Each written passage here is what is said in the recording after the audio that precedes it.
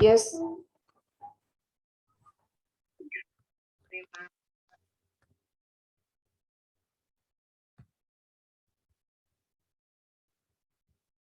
Bismillah, alhamdulillah, salatu wassalamu ala rasulillah. And good morning, everyone. And thank you, Dr. Yani, for a very brief and quick starting. And we are always rushing in time. So I hope I will try my best to complete it within the given timeline. Let's see. So today, this is a continuation of some previous lecture. In previous lectures, I already mentioned how you determine your topic or how to start your work, how you make the plan, how you generate the ideas, the very basic other things. So now, suppose we already understand the basic and we are aware what to do, then today, within the given time, we'll try our best to understand what should be within a manuscript. How can we prepare a very good manuscript and that will not get rejection? So most of the cases, the editor are very busy guy. He's like us, he also has his own job.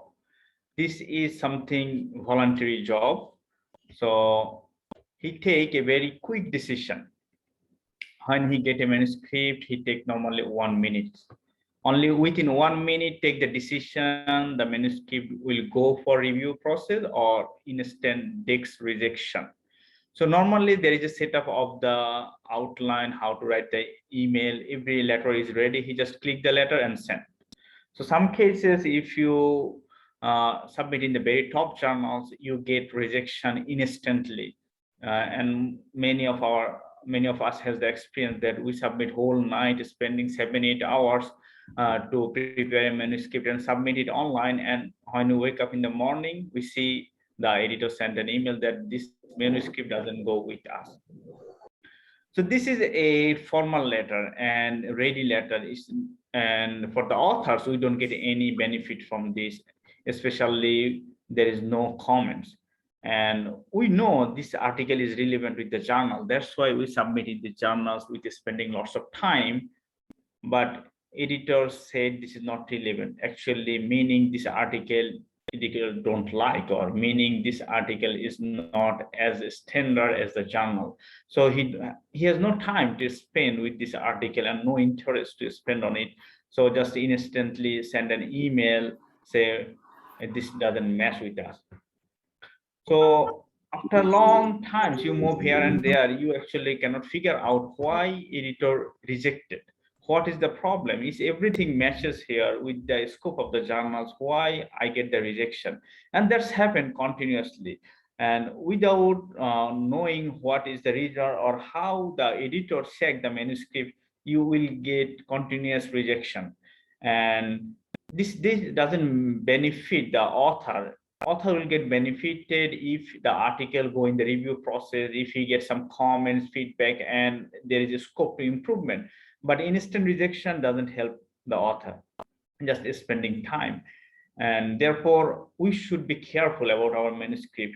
We write articles for the people or policymaker, practitioners, or the scientific community, but actually our first reader is the editor and the reviewer. Our first check and balance, the first border is the editor, and second is the reviewer. Reviewer is the actually main reader of the articles. When the reviewer accepts it, then we go further, then the other people should read it. So what makes a good manuscript? It is generally contains a clear, useful, and exciting scientific message. It should be very clear and useful and something innovative, and the flow in a logical manner that reader can easily follow. Previously, I mentioned the first reader is the reviewer. How reviewer review article, you should have an idea. So you should catch the interest of the reviewer. Reviewer don't read your article with very keen interest. No, he just do something to fulfill his job. So you should understand how to keep his interest in your article. And there are lots of break in the reading. It's not just a continuous one-time read. And then format a best showcase of the material, good professional presentation. So people attract looking at your style, formatting, and written in a style that transmits the message clearly. Your writing should be very good, clear, understandable. From the article perspective in social sciences and business, how there are several types of articles. So as an author, we should have some idea about different categories of articles, what types of article journals publish, and which article format or which article contain what types of message. The formatting, word limit, message, everything is different. So if you get the article or you go to the journals and then see journal mention we publish conceptual article, review article, empirical article, or any short article like this. So that's mention what types of article they publish, even letter or the communication. Every article has value, but it depends what types of article we publish. Especially today, I focus on two types of article. One is empirical article, a full research paper, and there's the review article. So we are mostly writing these two types of article, review articles and empirical or full research article. Okay. This is a general article format. Like every journals accept this. This is general format: title, authors, abstract, keyword, and main text. Main text is follow the embed format. The embed format is introduction, method, result, and discussion, acknowledgement, reference, and supplementary materials. And there are lots of other things to follow within this standard format. And if you see the journals article, within the same journal, there are lots of different types of format out there. And I always say my students, follow the standard one. People can publish without following the standard format in the same journal, but you as a student cannot publish. People has lots of resources, lots of network, lots of condition that you don't have. Follow the standard. So if you follow the standard, you can submit any journal, and always practicing standard is the best policy. And students said, okay, this journal also publish low grade article, this journal publish without many standard things, or just bypass many issues and they can publish. Yes, they can publish, people can publish, but you cannot publish. You as a student need to follow the whole standard procedure. That's why there is a big format of preparing a thesis. If you see the thesis guideline, the guideline itself 50 pages. So why you need to have a big guideline? That's the guideline no need in your whole life, except the thesis formatting. Why they give a big standard formatting? Because you should learn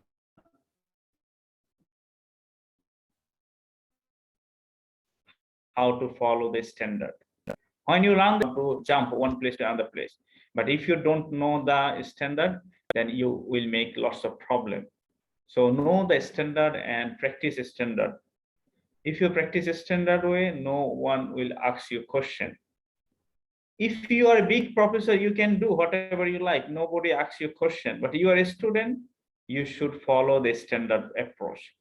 And another important issue is next day you will become the professor. You will become the supervisor. So you need to guide your student. So learn the standard approach.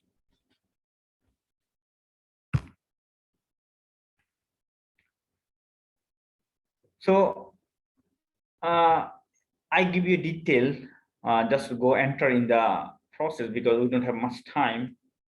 Look at the title. What should be included in the title, or what title should be? Looks like title should be attractive, short, and representing the whole article, whole concept of the article. And there are different way to set up the titles, and even some titles are very interesting that are outside of the world. You cannot relate what types of article this and what is the title. Okay, even very top journals publish very thematic title that no link with the content, so you need to go inside the content to understand about the title. Okay, then subtitle for indexing based on choice of word and order of word. Some journals say you to give a subtitle of suppose 27 word or 30 words, or maximum 180 character or 100 character, like this.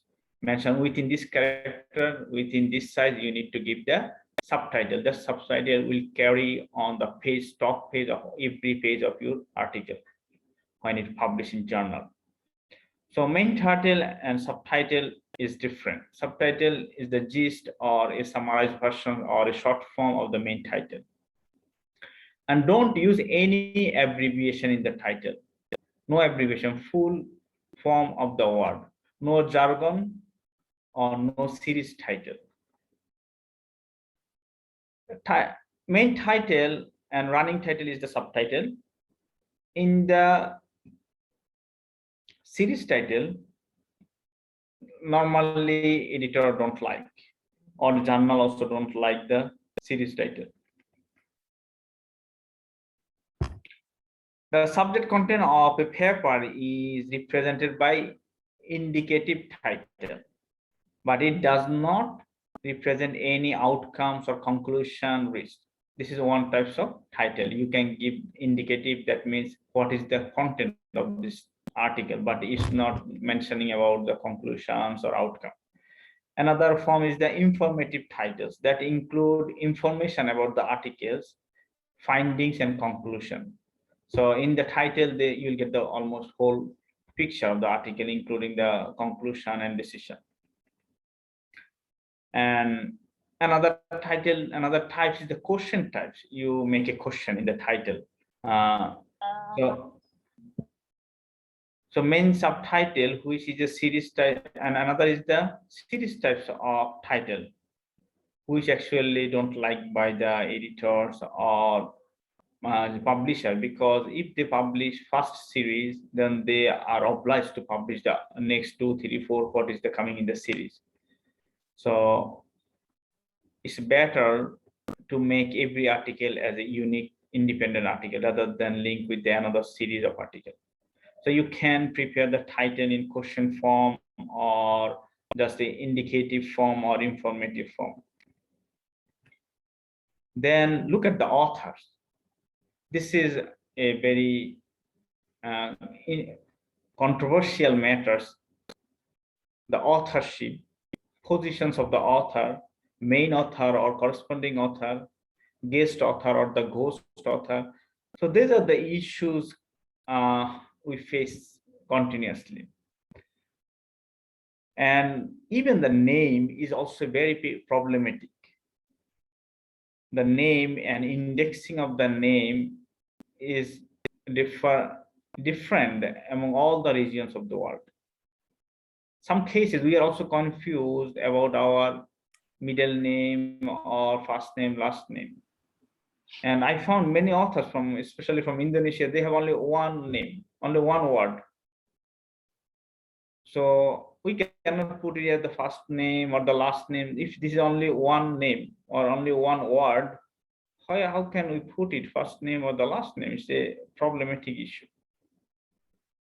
And some people have lots of abbreviated name and a very long name. Okay, and whatever it is, use your unique name everywhere. Same name all the place. So you can find out your article easily, people can find out your article easily, so there'll be, you will have more citation. Maintain unique name in the same format. If you use the abbreviation, use the same abbreviation everywhere. If you use, you have two three name, you use one name, use that name everywhere. It should be unique format. Okay.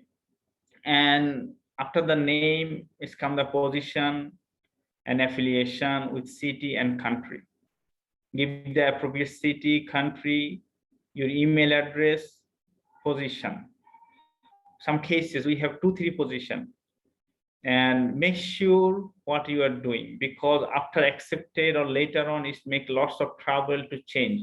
Some publisher don't like to change, they say this is the policy, your affiliation will be that one where you have conducted the research. That means at the time of your submission you gave affiliation in that institution you conducted this research. Now at the time of publication you cannot change the institution.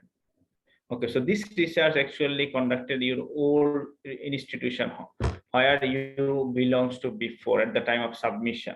So there are lots of problems that arise later on. So be careful what you want to do. If you are a PhD student and you also working as a lecturer in other university, so don't mess up. Give the clear one. If you are using this one is in your PhD requirement, clearly mention you are a PhD student of this university, and you can add 2 3 affiliation, no problem, but be careful your university or your job accept it. Some cases, suppose if I am affiliated in 2 3 institution, then if I use 2 3 affiliation, then one institution don't like it, they said you use only my one, so it will not counted as your KPI or promotion criteria. So be clear before you submit. You should know what you do before submission. The moment you submit, don't change it. If you change it, it make lots of problem and lots of trusty matter. The editor said, why you change? You, everyone became very surprised. You don't know your affiliation, you don't know your name, and you also add more people after publication. Where was this person in the whole of your research, in whole of the submission process, whole of the review process? The last 1 year 2 years we don't know this guy, but all of a sudden when your article accepted you add somebody. So be careful, whatever you do it before and submission. Give the email address, correct email address. Many cases institutional address is prepared, or whatever you use same email address, you can get access your article very easy and you can trace it easily. Use the ORCID ID.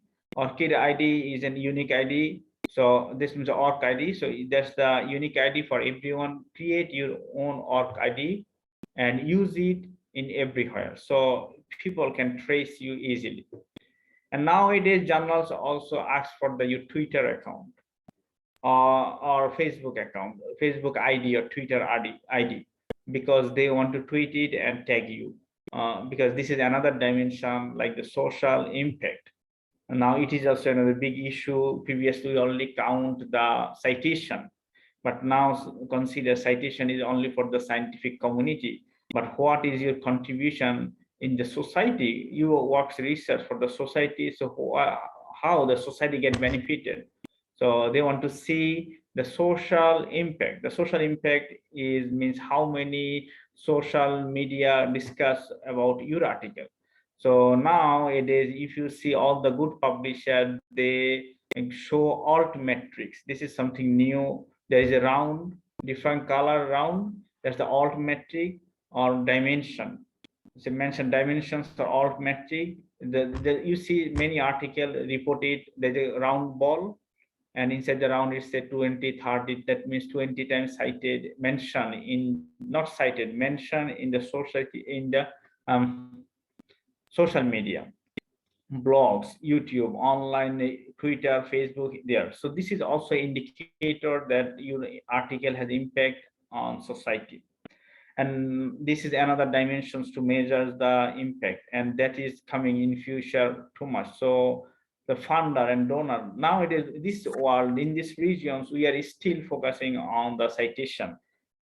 But if you look at the developed country, they use citation long ago. Now they are more focusing on the social impact.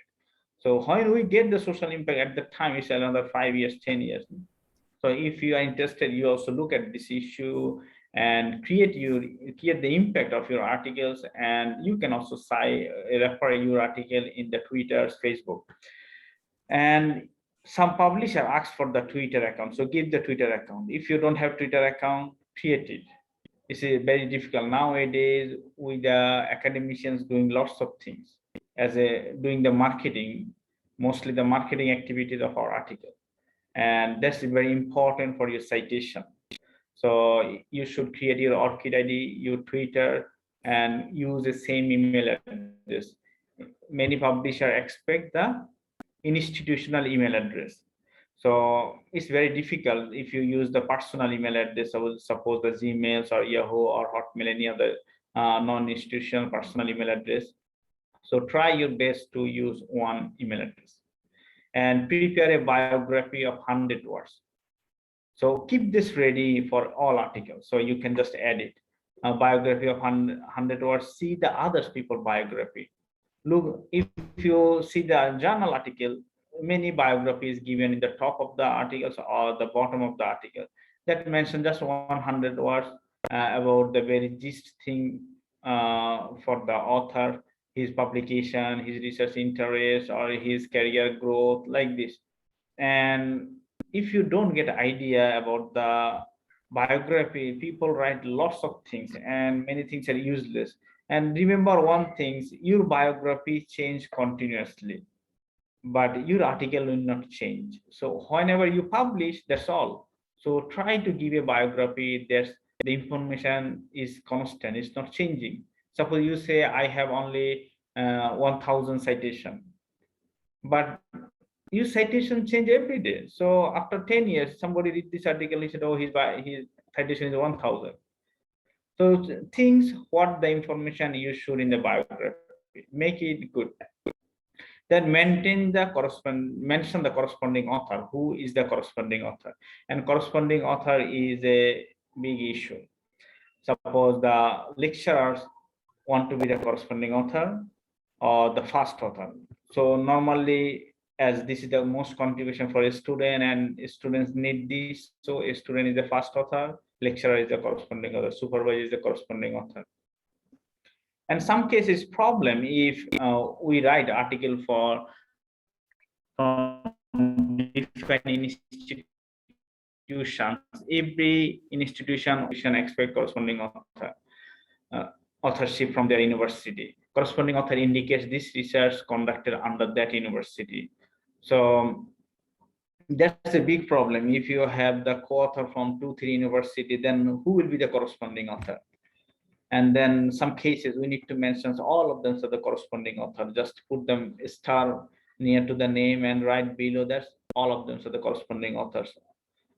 Okay, that's the case happen and it's okay.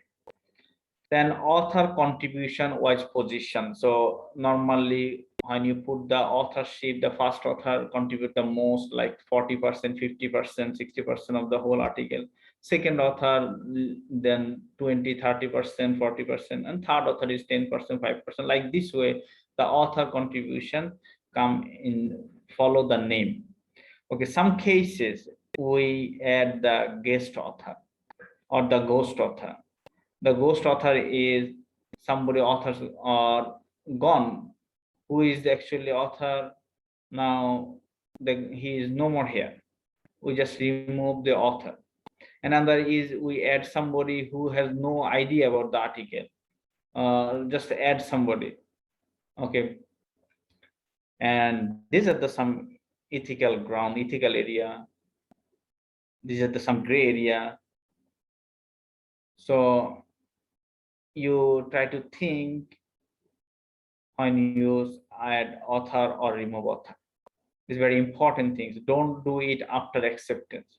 Do it before your submission. Make it clear with all the stakeholder who is involved here. Okay, suppose we submit article from a project and project has 10 members and we submit with 2 members because other people didn't work at all in the project. And later on, they said, no, you need to add everyone, or you need to add at least the project leader.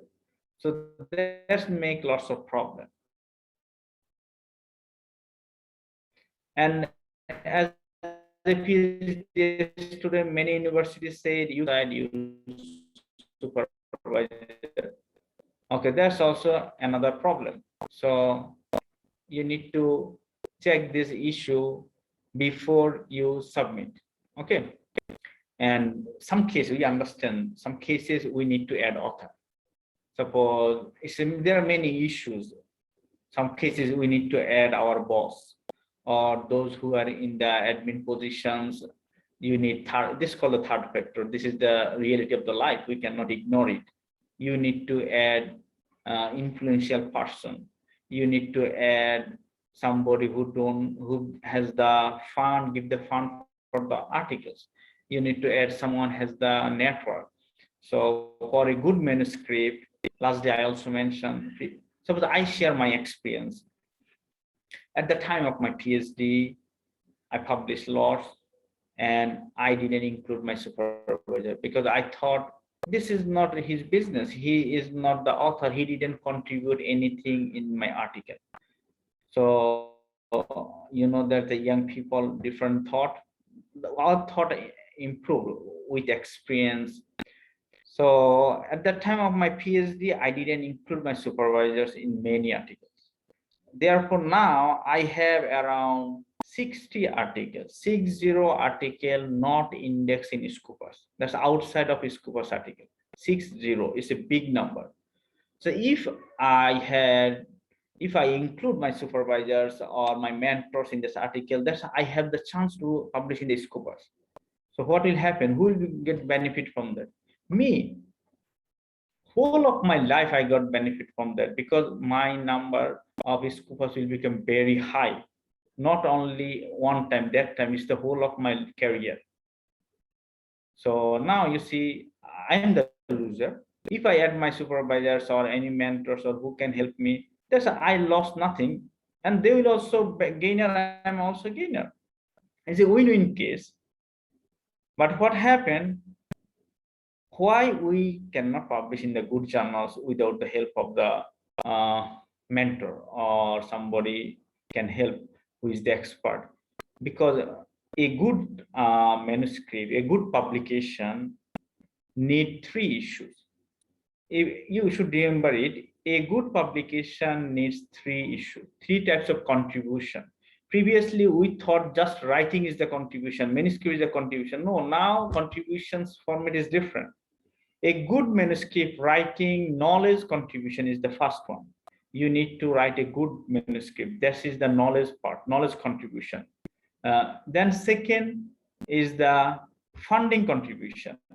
Somebody need to fund, somebody need to spend money because English editing is important. There are lots of expenditure in English editing. And many top journals don't expect our English. They don't publish it. And English is a big barrier for us. We cannot get access in good journals for English. Editor don't read anything. Just he's read one sentence and instantly reject because this sentence is grammatically not right. This is a very simple decision. Whatever we write, that's not the point for the editor. Editor understand that. Suppose I'm working as the editor, I also realized this. This author tried his best to write this article. This is his best level of English. So if I accept this article after 6 months, lots of patience, lots of effort, lots of review, everything done, if it is accepted, this author is not able to improve the article and the income cannot improve the English language. Though his knowledge is very good, but I cannot publish it in my journal because my journal, the reader of my journal is from the suppose the top school people. The reader of my journal, the subscriber of the journal is the Harvard, Oxford, Cornell, Yale University's professor.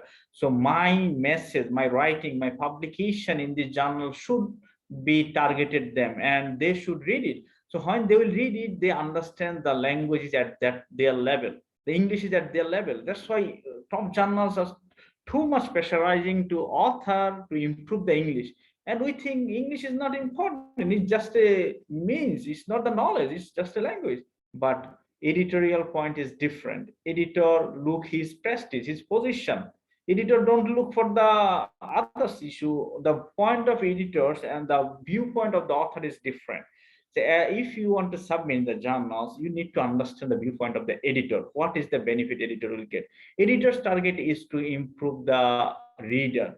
Editor target is to give the readable content to the his subscriber, his reader, and his target is to increase the citation of the journal. So you should understand English is a big barrier for us. That's why if you go in the top publisher, every top publisher has their author service department. They directly, every email they mention that if your article is rejected or need improvement, go in the English editing service of our link service holder. And the expenditure is too high. Elsevier charges 1,000 plus for one article, 1,500, 2,000 US dollar for one article English editing. Can you imagine 2,000? Can you spend 1,000 USD for one article English editing? It's too much for this region, too much for our PhD student, our lecturers, for the emerging countries. So be careful, and we need money for the articles. If you want to go publish in the top journals, English is a big thing. And that's why we submit and get rejection, submit and get rejection. Why? Because our English is not good. Editor instantly reject. Editor understand the knowledge is very fine, but we cannot publish it. And this author is not able to improve the English. And he also has no money to improve it. If he has the ability to improve it up to the very standard level of English, he already do it and submit it.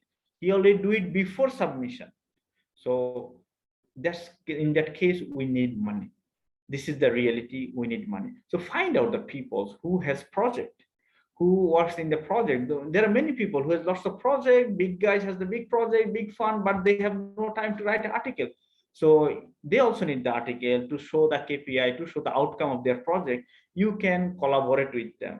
Collaboration is very important. Without collaboration, you cannot get success in publication. Collaboration is very important for academia now. You can collaborate and put their names, and they will pay all the relevant cost. And some journals charge too much, 1,500, 2,000, 3,000 US dollar or euro publication fee.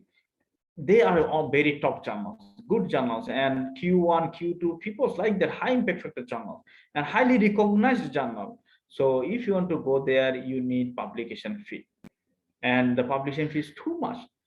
And how can you pay? Or we cannot pay everything. That's why we need to collaborate. Some cases our other institute subscribe, so we need to add somebody from their institution. So in institution give the fund, or some cases some university give the incentive, publication incentive, so authors can cover from their publication incentive. So this is nothing illegal or unethical. This is the way you make collaboration. And if you still not convinced that, okay, why I add other people, so there is an option at the end of the article. There is a contribution section, and that is recognized. In the contribution section, you need to write which author contribute what side. So you mentioned that the first author, we did contribution in terms of knowledge creation, writing the manuscript, analyzing, collecting data. And another guy, you can mention his contribution is the project funding. He fund the project. Very simple. So nobody will see, okay, he is the author in terms of writing. No, there is contribution in different form. And another contribution is the networking. Those some cases, those who are in the editorial board member, or somebody has the good connections with journals or a special issue, so you can add them and you make your life easy. At least you have the guarantee that the article will go in the journals. Though they will give you lots of correction, improvement, you can do it. If you have a guarantee that the article will publish, then you are able to do change how much time is possible, not an issue. We are eager to do the change. But what the problem happen, if we don't have the network, we just submit and get rejection, and then submit another journal, get rejection, and another journal, get rejection. So this is a big trouble, and we move here and there, and in the meantime it takes 2-3 years gone, and the articles already old, data is already old, and we lost our motivation and also our KPI. So the things is contribution in different form. Similarly, as an assignment, when we give a project assignment as our student, undergraduate student, consider if we give them an assignment, do you think every student contribute in the project? No. As if why we know the lecturer know that it is a group assignment and everyone will not do contribute same, but everyone gets same marks. Why?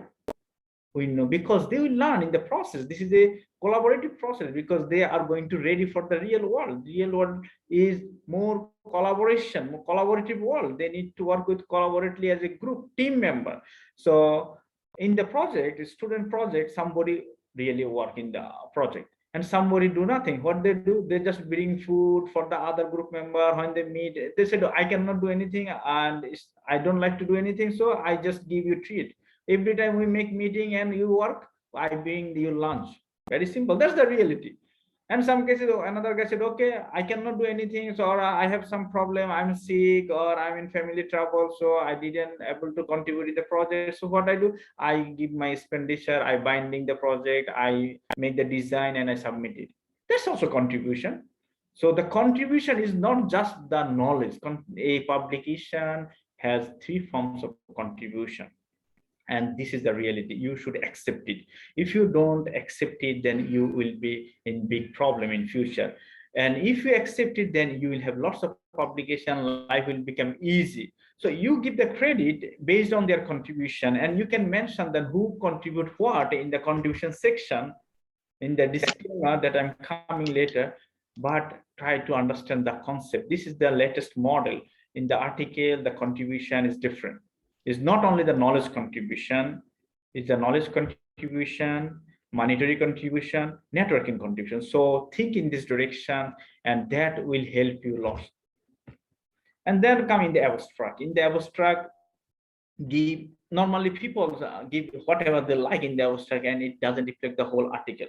So abstract give one or two sentences related to the problem or background or motivation.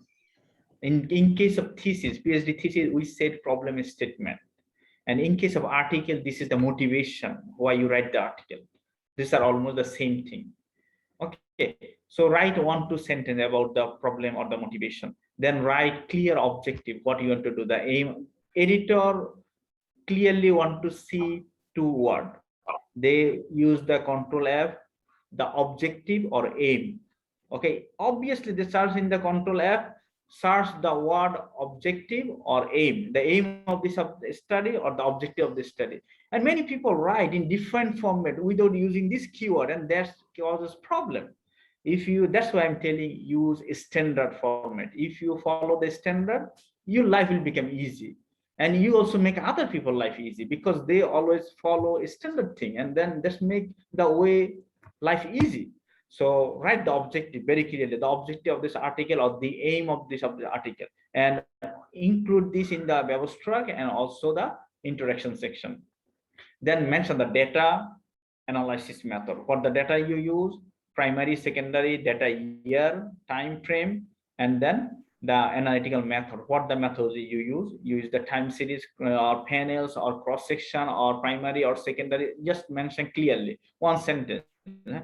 Then mention findings. Findings is the key part. You mention 2-3 sentences on the private findings, and then must include the novelty or the significance of the study, one sentence. That's all. If you want, you can arrange it within 100 words.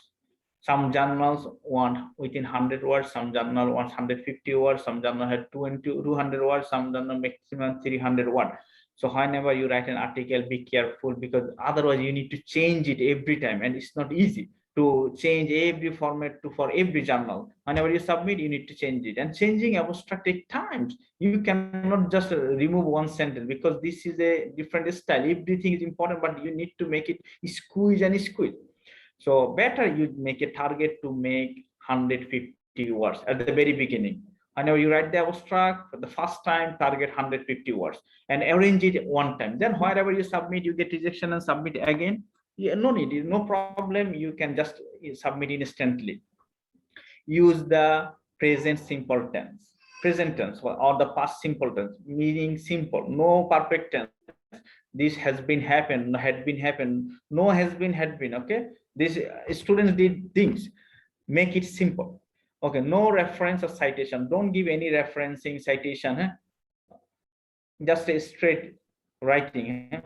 And then if relevant or required, design graphical abstract. in a very articulated way. Some journal, Elsevier or the multidisciplinary or especially the scientific journals, they want abstract, graphical abstract. It's not just writing abstract, graphical abstract. Those who are economists, if you submit in the applied economic side, suppose environmental journals or the other natural resource economic journals. So if you go in the applied side, scientific relevant journals, they ask to submit graphical abstract. So see the graphical abstract, learn something new. Even the business guy, you can also draw a graphical abstract. There's no problem. Learn it. Learning has no limitation and no problem. Learn it how to draw a articulated way of abstract. You can draw it in a graph. Last day, yesterday I mentioned, if you want to understand anything very clearly, draw a diagram.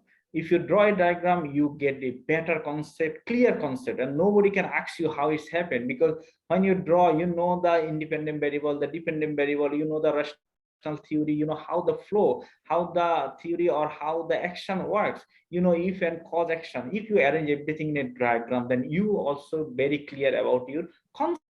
You realize what is the mediating position or moderating positions, or the what should be the independent, what should be the dependent. Draw a diagram. And even when the journal asks to submit a diagrams or graphical abstract, you need to do it. And otherwise, graphical abstract, many journal not allowed to submit. So if you are interested to that types of journal, do it initially before go for the submission process. When you prepare the manuscript, you do it. And look the keyword. Keyword is the way to find out your article. That will causes increase your citation. People will find your article and find out very lucrative keyword that will increase the citation. Nowadays, citations, people don't go article by article for citation. They search in the online or repository site, then which citation engine show, suppose they search in the Google, what the Google show, most of the people cite that. So even the student, how you cite an article, you don't find out this university journal, their journal. No, nobody goes there. People normally use the search engine, search by keyword, then what the engine suggests you, that's the thing. You cite that article, you read that article.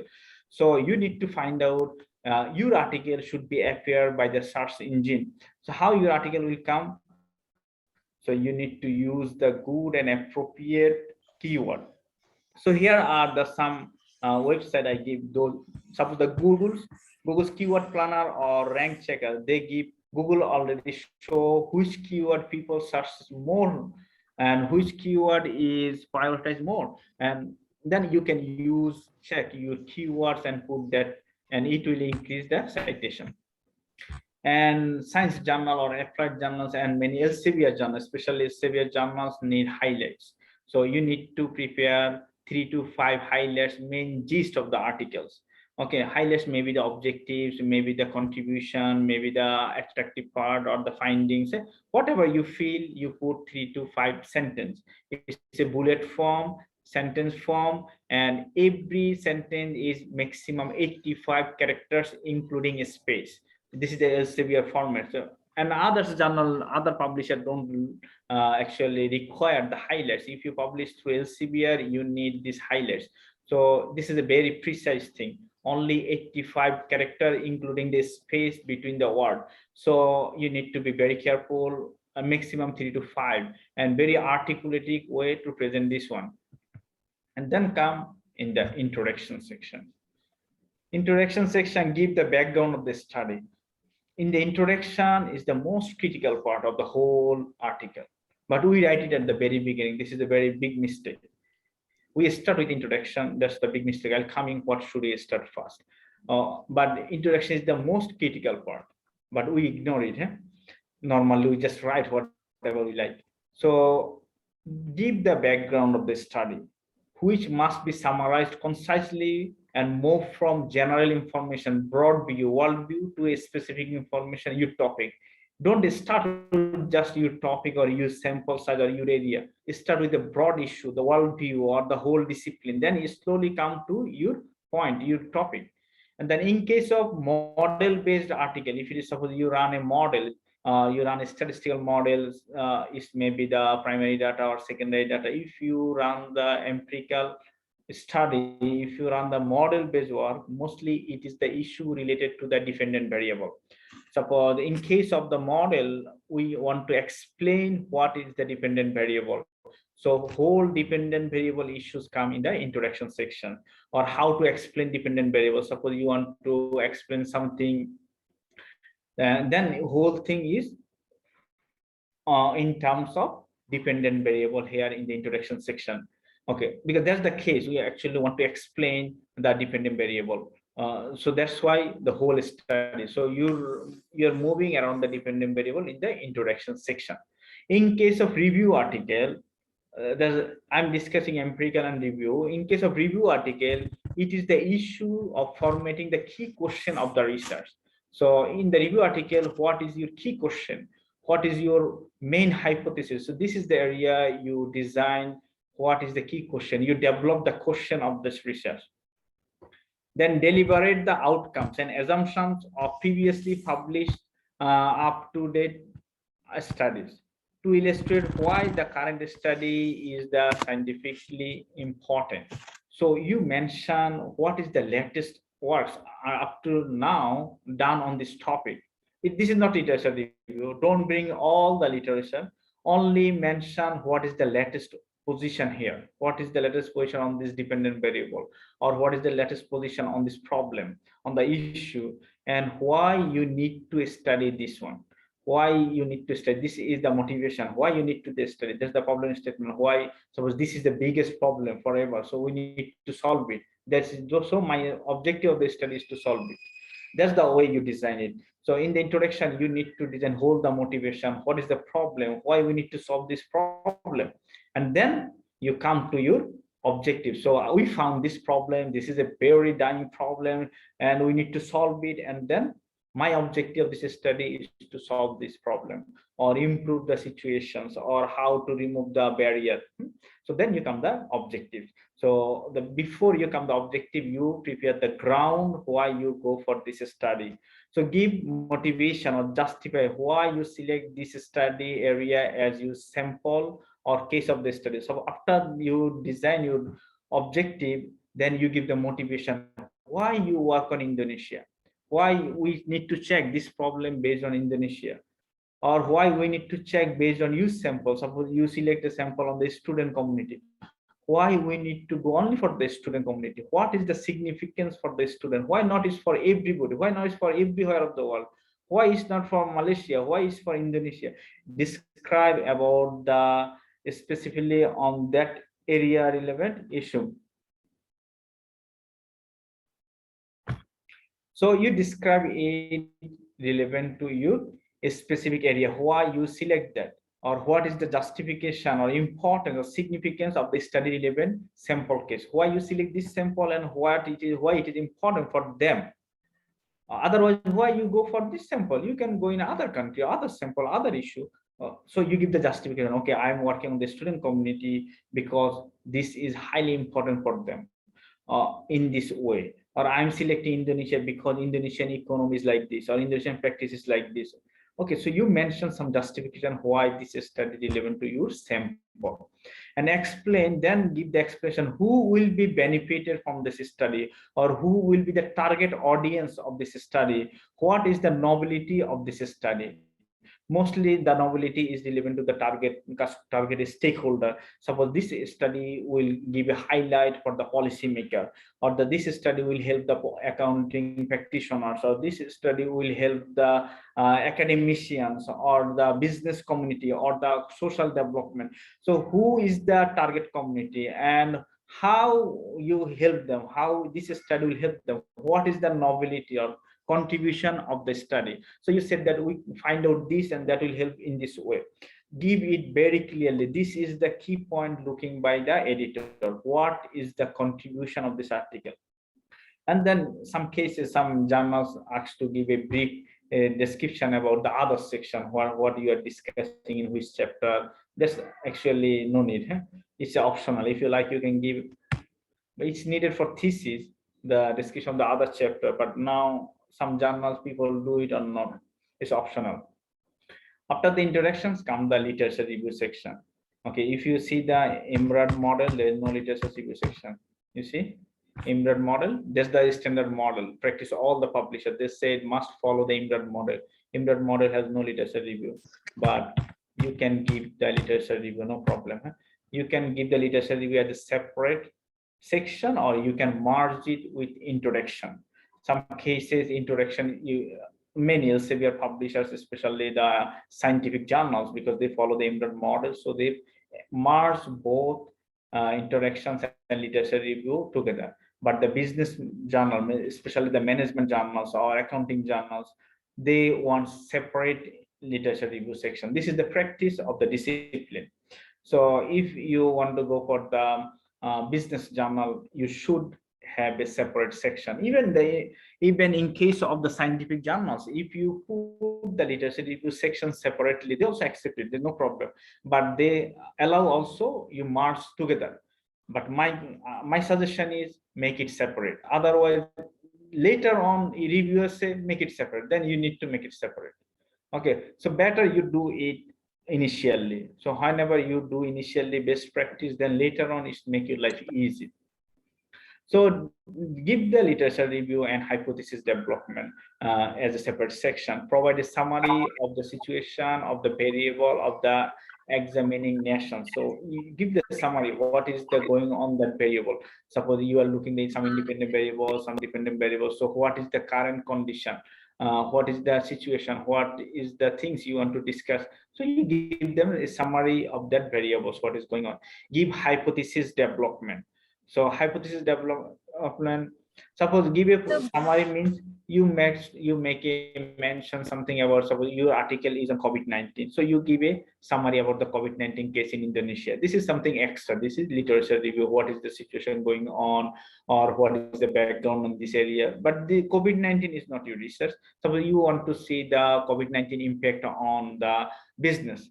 So COVID-19 situation is not the case for you, but you give a summary of the COVID-19 case, medical situation, what is the policy, to get a better understanding for your reader. That's nothing important. So under the literature review, give a short summary and then go for the hypothesis development.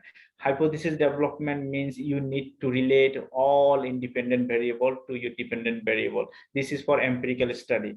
So you need to relate every one independent to dependent separately under different subsection. So follow different subsection and give every independent to the dependent, another independent to the dependent, another independent to the dependent, even the moderating to the dependent or mediating to the dependent. So you actually give all the hypothesis. Here you develop the hypothesis, how you get the hypothesis, give some literature or how you get the relationship, then you develop the hypothesis.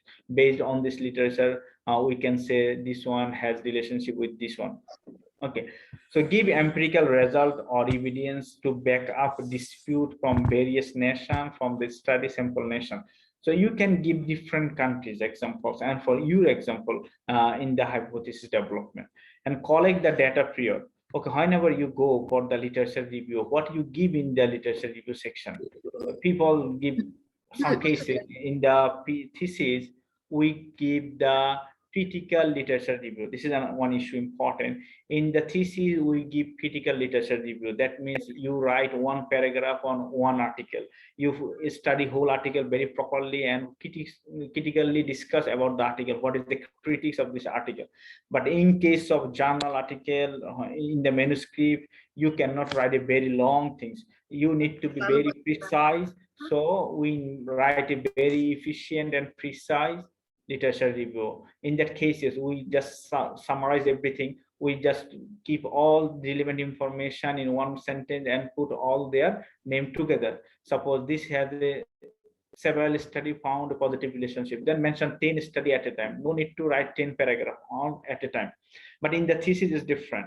So here you collect, when you look the data, when you look the articles, collect what their data prior, what is the study area or the sample, what is their findings, and put in your literature review section. So in the literature review, you give, suppose this study conducted in this, suppose in 1924 on this area among this student community, and their founding is that, or they use that methodology, they found it that. So you mention in this way.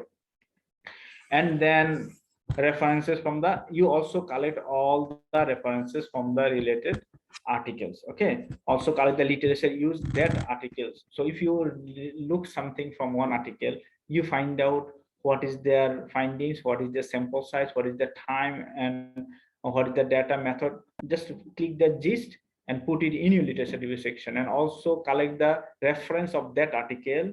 And some cases you also need to collect reference of that article. If you cite something, suppose you read one article and you collect many things from that article, their literature review, then you also collect all of their citation. Last day I mentioned, you collect all of their references, put in a one word file. Later on you check which one you already cited, then copy this one. This will save you time. Otherwise you will never get that citation back. Where it's gone, it's already gone. Then discover the idea or concept from literature. So whenever you get the literature review, whenever you read, find out the idea, the concept from there, and then develop your own literature by focusing on good journals. Okay, whenever you read something, collect their idea, collect the concept, understand the things, and then you develop your own literature, focusing only on the good journals, especially top journals.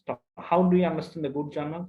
We see good journals is index journal or high volume journal, or journal published by the good publisher, top publisher, and look the recent publication, recent 5 years publication. Most cases we try to cite recent thing. The editor, first case, he goes to the reference section and see how many articles you cited for the last year, this year, and next year, forthcoming article.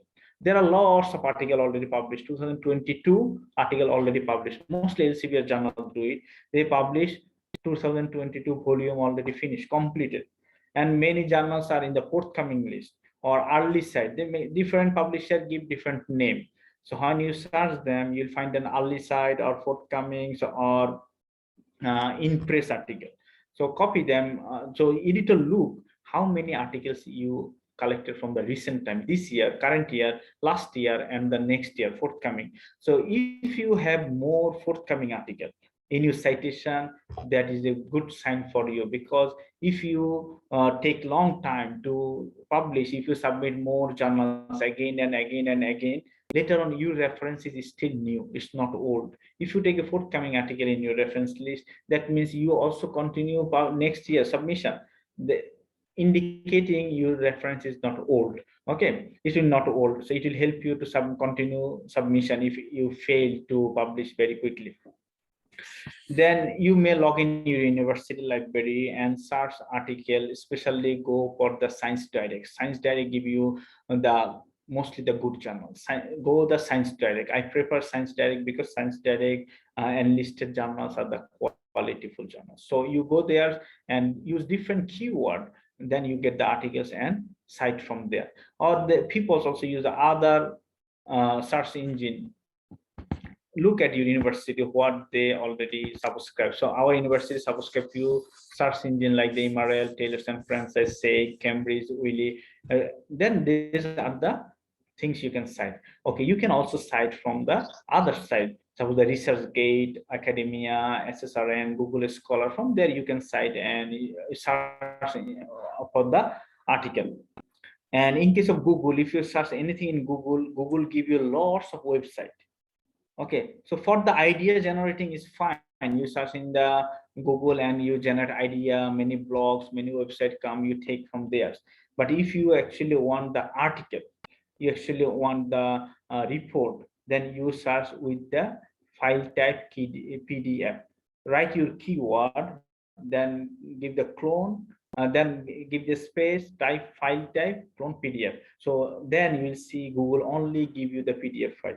And most of the PDFs are the article that you are looking. They will not show you any blog or website. Okay, that's why you can get huge article at a time.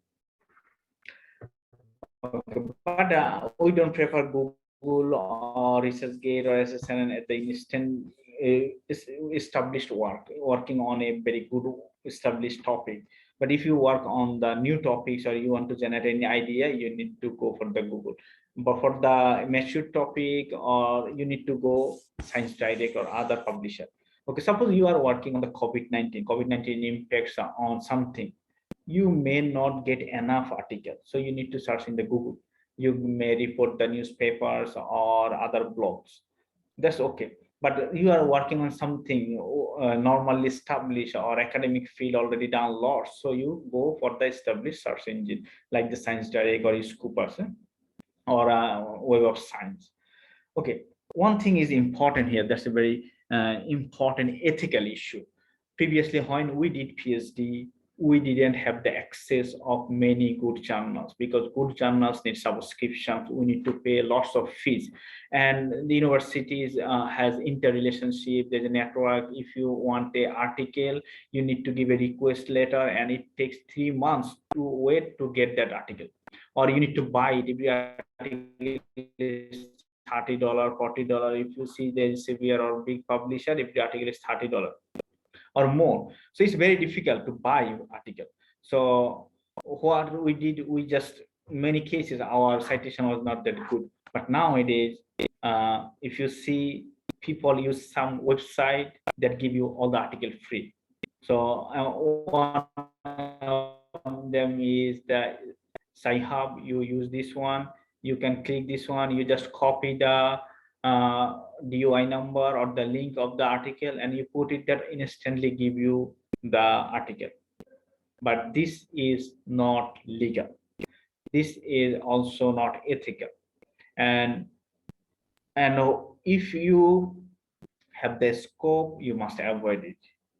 If you have the scope, you must avoid it. First of all, go, if you have the article, you want to read the article, you need the article. First of all, you write the, first of all, you find in the Google, search in the article, see the Google has the article. Many cases, the author upload their published article free version in the repository, their university repository, or academia or ResearchGate or SSRN, and many repositories, they upload it on the repository site, and that is okay. So you first search in the Google and try to find out in the repository any previous version available. In many cases, the author uploaded, so you can find out there. Or you can email the author, or you can request the author give you the full article. So many people are happy to give it. People want the citation, so they like to share their article. So if you write email, they normally share you. And then third option is you search in the your website, your university library or any other access, or ask somebody which university has the subscription. Suppose when in my PhD time, what we write email to my friend in other university in the developed country, in Australia, Canada, UK. So their university subscribe their journal. So I just give them the link, please download this article and send to me. So they send to me. So this is the legal format. We are the practicing ethics. We should do something ethical. Okay.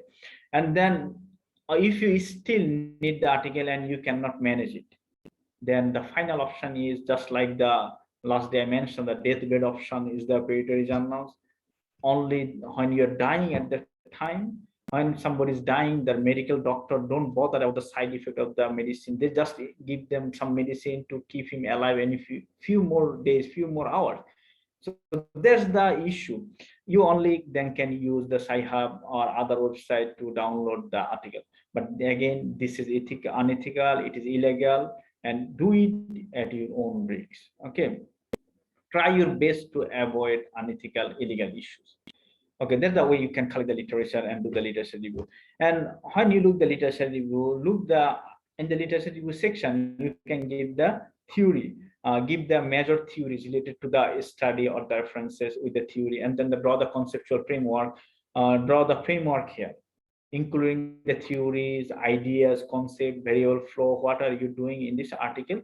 Draw the conceptual frameworks and theory maybe together under one point under the literature review section.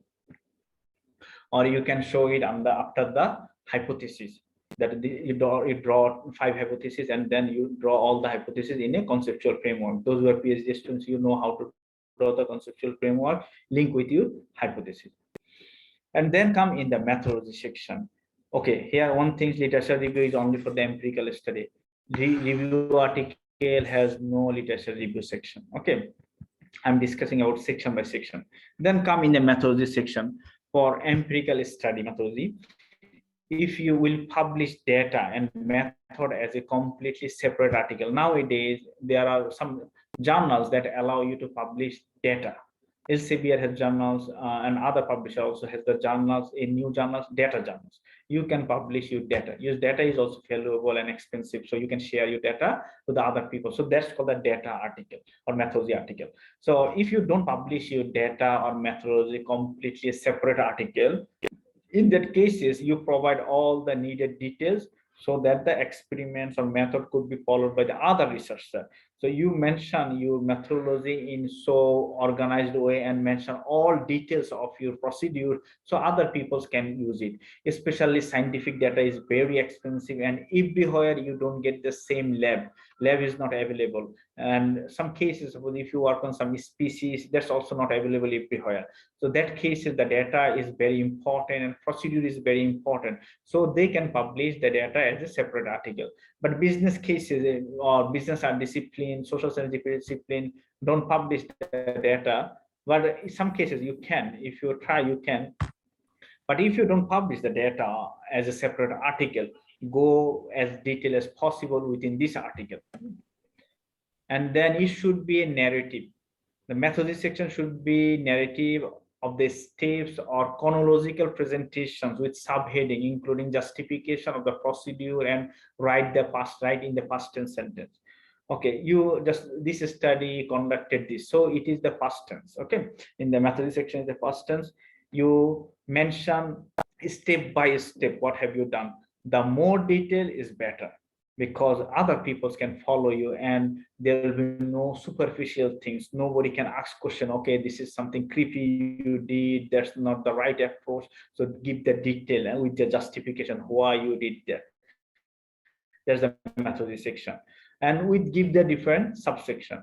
Suppose the data section, in the data methodology, under the methodology you give several subsection. One is data. In case of secondary data, give data source. Which sources you data? Suppose we collect one variable from one source, some variable we collect for development indicators, some variable we collect from the national statistics, some variable from the other index or other commercial. So everywhere give the data source and original parameter name, original variable name. And then also when the data updated, the last updated version or different version, then you give them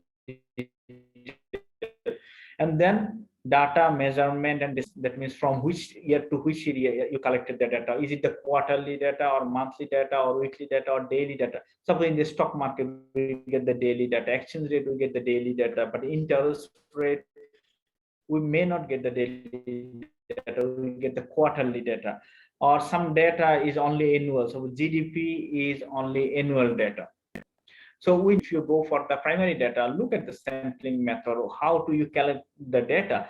Give very detailed descriptions about the data in case of sampling. Give how you collect the data, who collected data, you yourself, researcher yourself, or the RX or enumerator or trained enumerator or the professional bodies or the agency collected data. Give very details, otherwise your research will be questionable. Reviewer, editor will ask question. The more you focus on this area, you will get more trust from the reviewer and editor.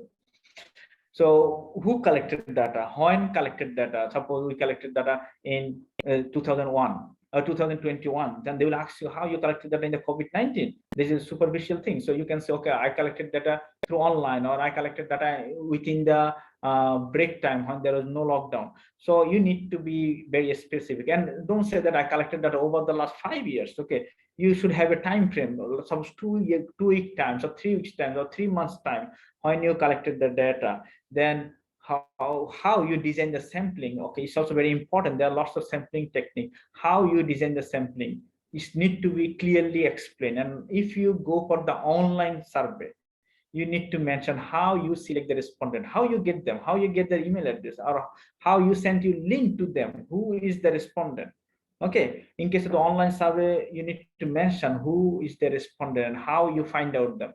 You said that, okay, I collected the email address of the respondent through university link. or through the professional organization, through the chamber of commerce, or through the Facebook, or through the group of the this university student club, like this, or club, anything. You need to be very specific how you get the sample, how you get the data. Then measurement of the variable. So the variable is, in case of the secondary data, if you transform the data, if you measure it, if you make it the nominal to real, or if you make it the log data, clearly describe it, describe the variable. If you measure or calculate or done anything, sometimes we also convert the ratio. Then you mention how you convert it. If you get the direct data, that's fine. If you use something or transform the data into another way, must clearly mention how you do it. This is the data section, measurement section, measurement of variable. So every variable you explain here. And then come the primary data. In case of primary data, mention how you design your questionnaire. Because primary data, if we collect through the questionnaire or interview, describe how you design it, how you design the questionnaire. This is the tools of collecting data. Then who checked the questionnaire or who validated the questionnaire? This is very important.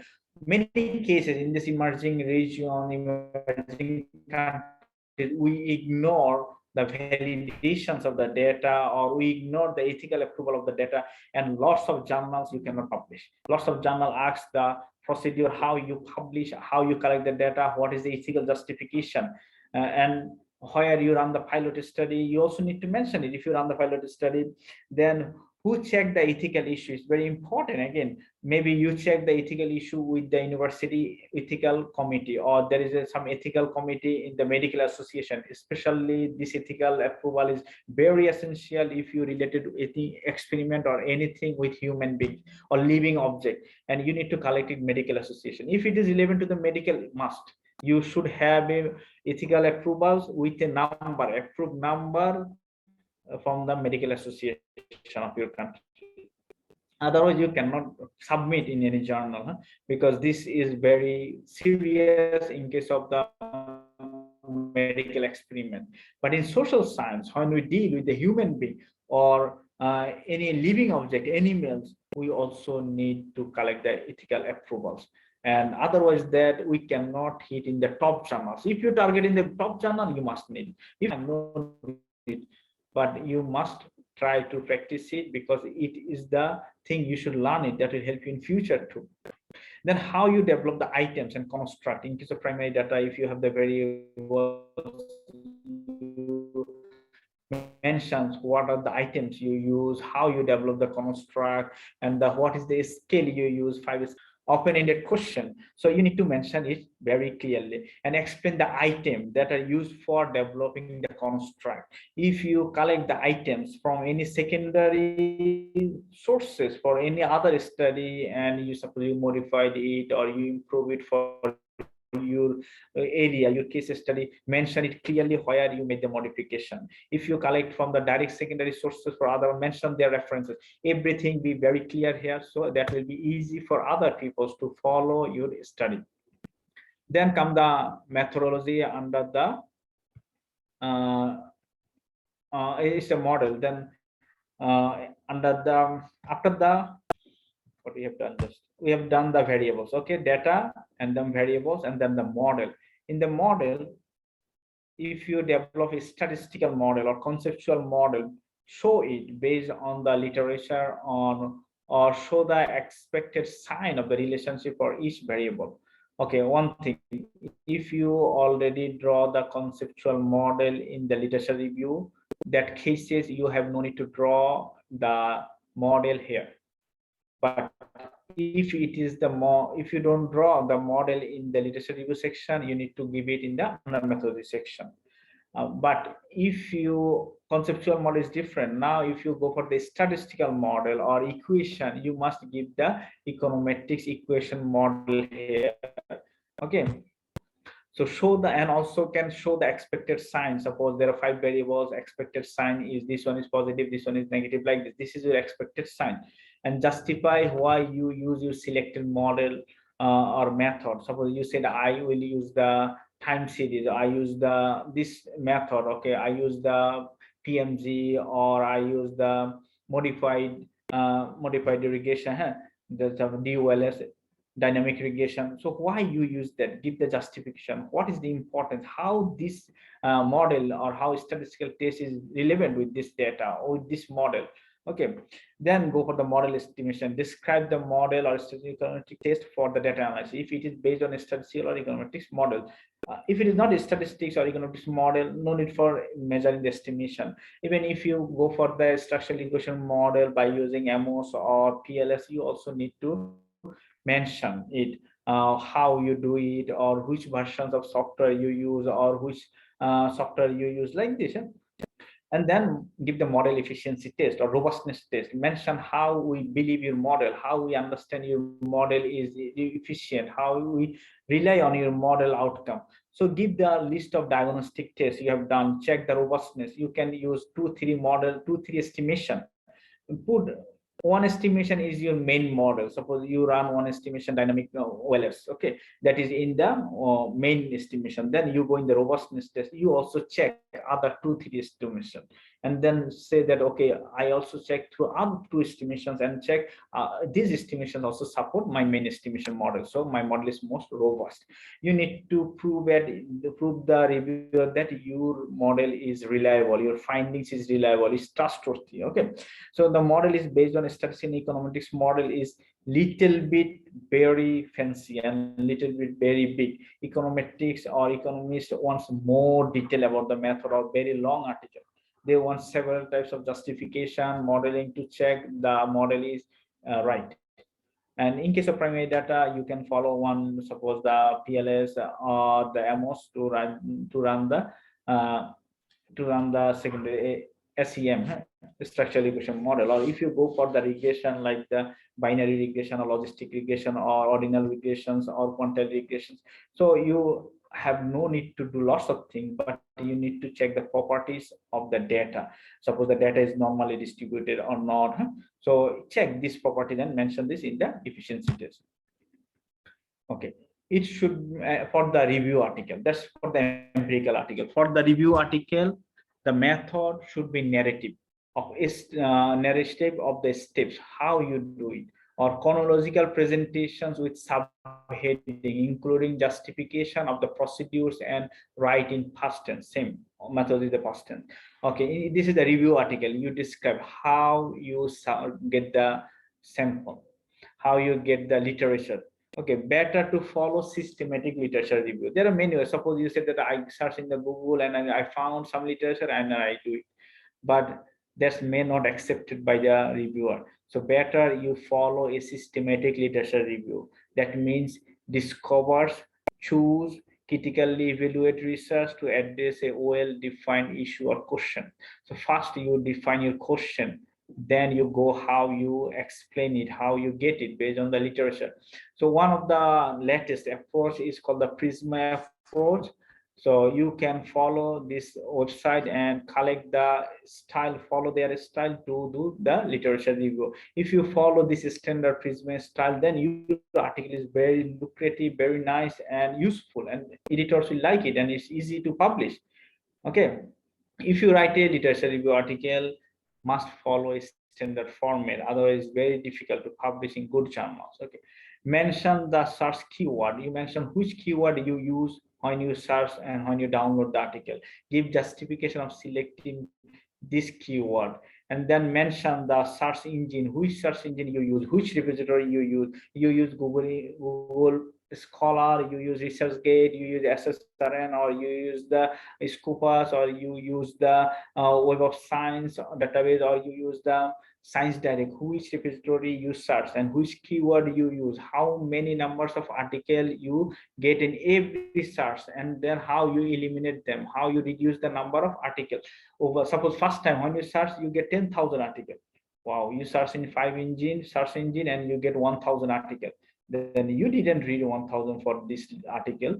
Then what you do, how step by step you remove them, and then mention very clearly how final round how many article you really analyze for your study. That is the case of literature review methodology. Okay, then come the result and analysis section. This is the heart of the article. Okay, this is the gist of the article where summarize the data with text, tables and figure. You need to give the text description, tables and figures. Okay, in some cases, what we do, we write the result and discussion together, or analysis and discussion, or findings and discussion. Some people never go for the result and analysis, just write findings and discussion. Two are different issue. You must follow the standard issue. Maybe result different things, discussion is different things. So separate is the good. If you follow the separate approach, you also understand the style, and you understand how you can overcome all the limitation. If you make the shortcut, you make the lump sum together, you make add together, then you actually overcome or overlook many things. But if you follow the step-by-step procedure, then you will get the good idea how it's looking good and professionalized, and it's presentable. So in the result and analysis section, give the data, your analysis, your tables, your figure. Okay, so outcomes of table, figure, and what does it mean? You analyze the tables and figure. Okay, no conclusion, no mentioning the findings. Okay, just analyze the data. Then you can give the demographic respondent details initially. You can, some cases, the demographic information, if you go to the primary data, you should give the demographic information in methods section or in the analysis section. Both are okay. And then give the descriptive statistics of the variable, mean, median, like this data of the variable, you can give it here. And then the finding empirical analysis, give the econometrics or statistical output table here, analysis the findings here. Or model efficiency, then after the analysis you give the last section, the model efficiency, analyze all the models, the diagnostic test, or the mentions about the quality of your outcomes, and what is the robustness of the outcomes, how is reliable, why it is reliable. So just mention as the robustness section. Then give the main analysis content here. This is for the review article. So for the empirical done, this is for the review article. In the review article, result and analysis is the give the main analysis content here and organize them properly under different heading and subheading.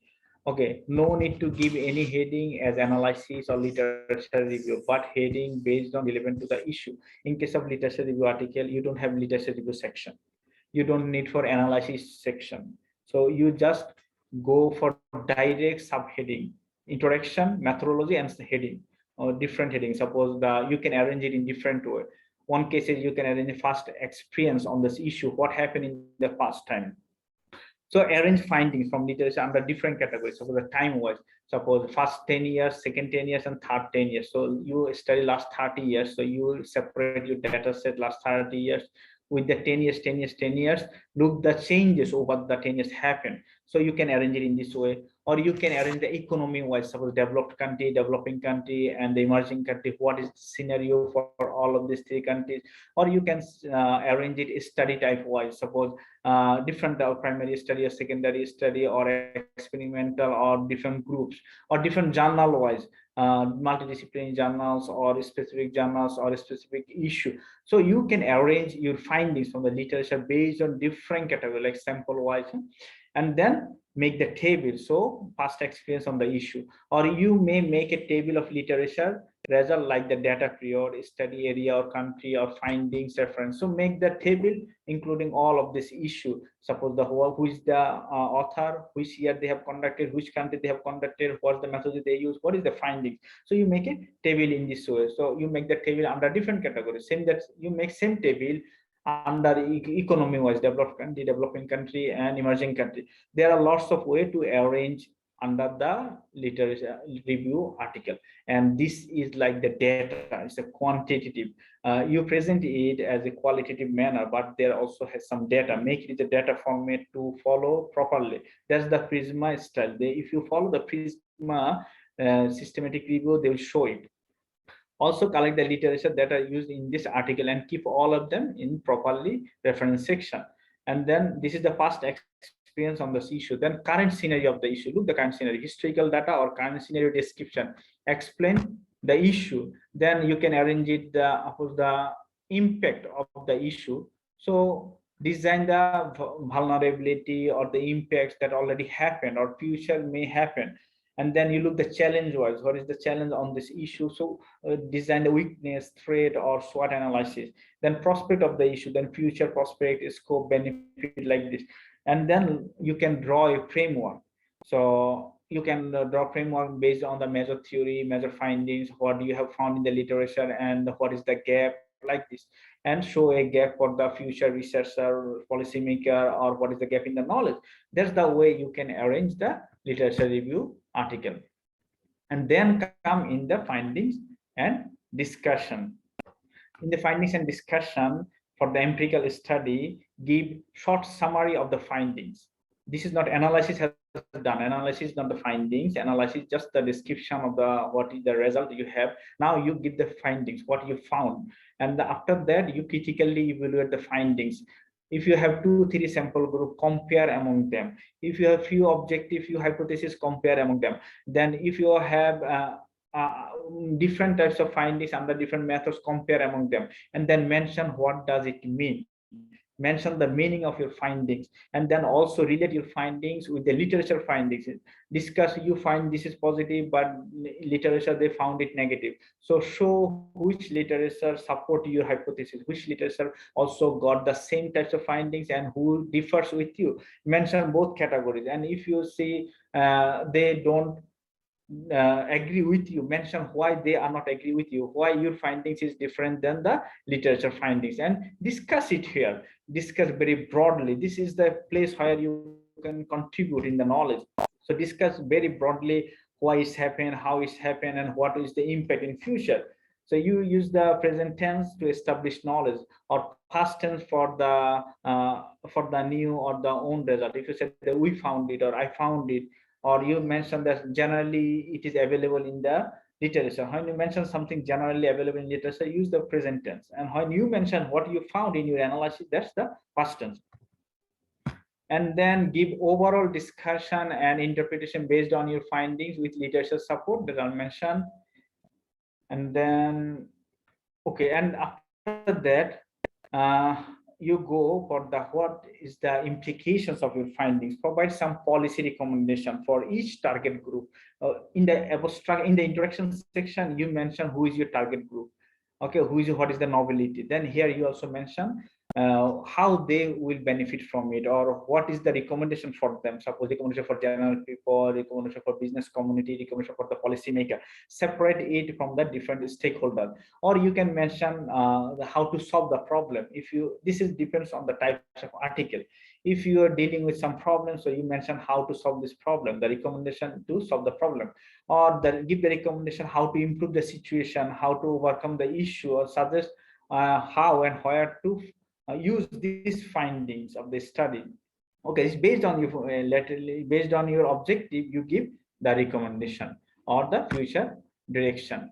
And then come the conclusion section. In the conclusion, give one paragraph. Don't write lots long conclusion. Give one paragraph about the gist. But this is not abstract. Remember, abstract and conclusion is different.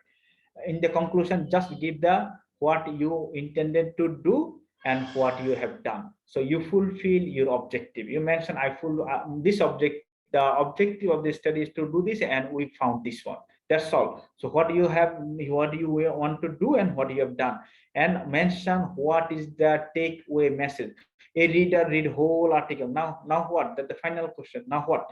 What is the message they take with them? So is it applicable with their country, which is applicable in this area, which is applicable to other place? Mention 1 or 2 sentences in this regard, and then give the contribution or implication. Give the theoretical and practical implication. You created some knowledge. So what is the knowledge created here? How this knowledge help the academicians? How this knowledge help the practical issue? Theoretical knowledge. And the practical is the implication for the policy for the manager group. So 2 things: one is theoretical contribution, one is the practical ethical contribution. So you write another 2 paragraph or 1 paragraph, and then write the third paragraph on the limitation of the study. Mention what is the limitation. Every study has limitation. Maybe the size is small, data is small, or location or findings is contradictory, or some findings is not as your expected sign. So give, or you assume something that this study based on this assumption, so this is a limitation.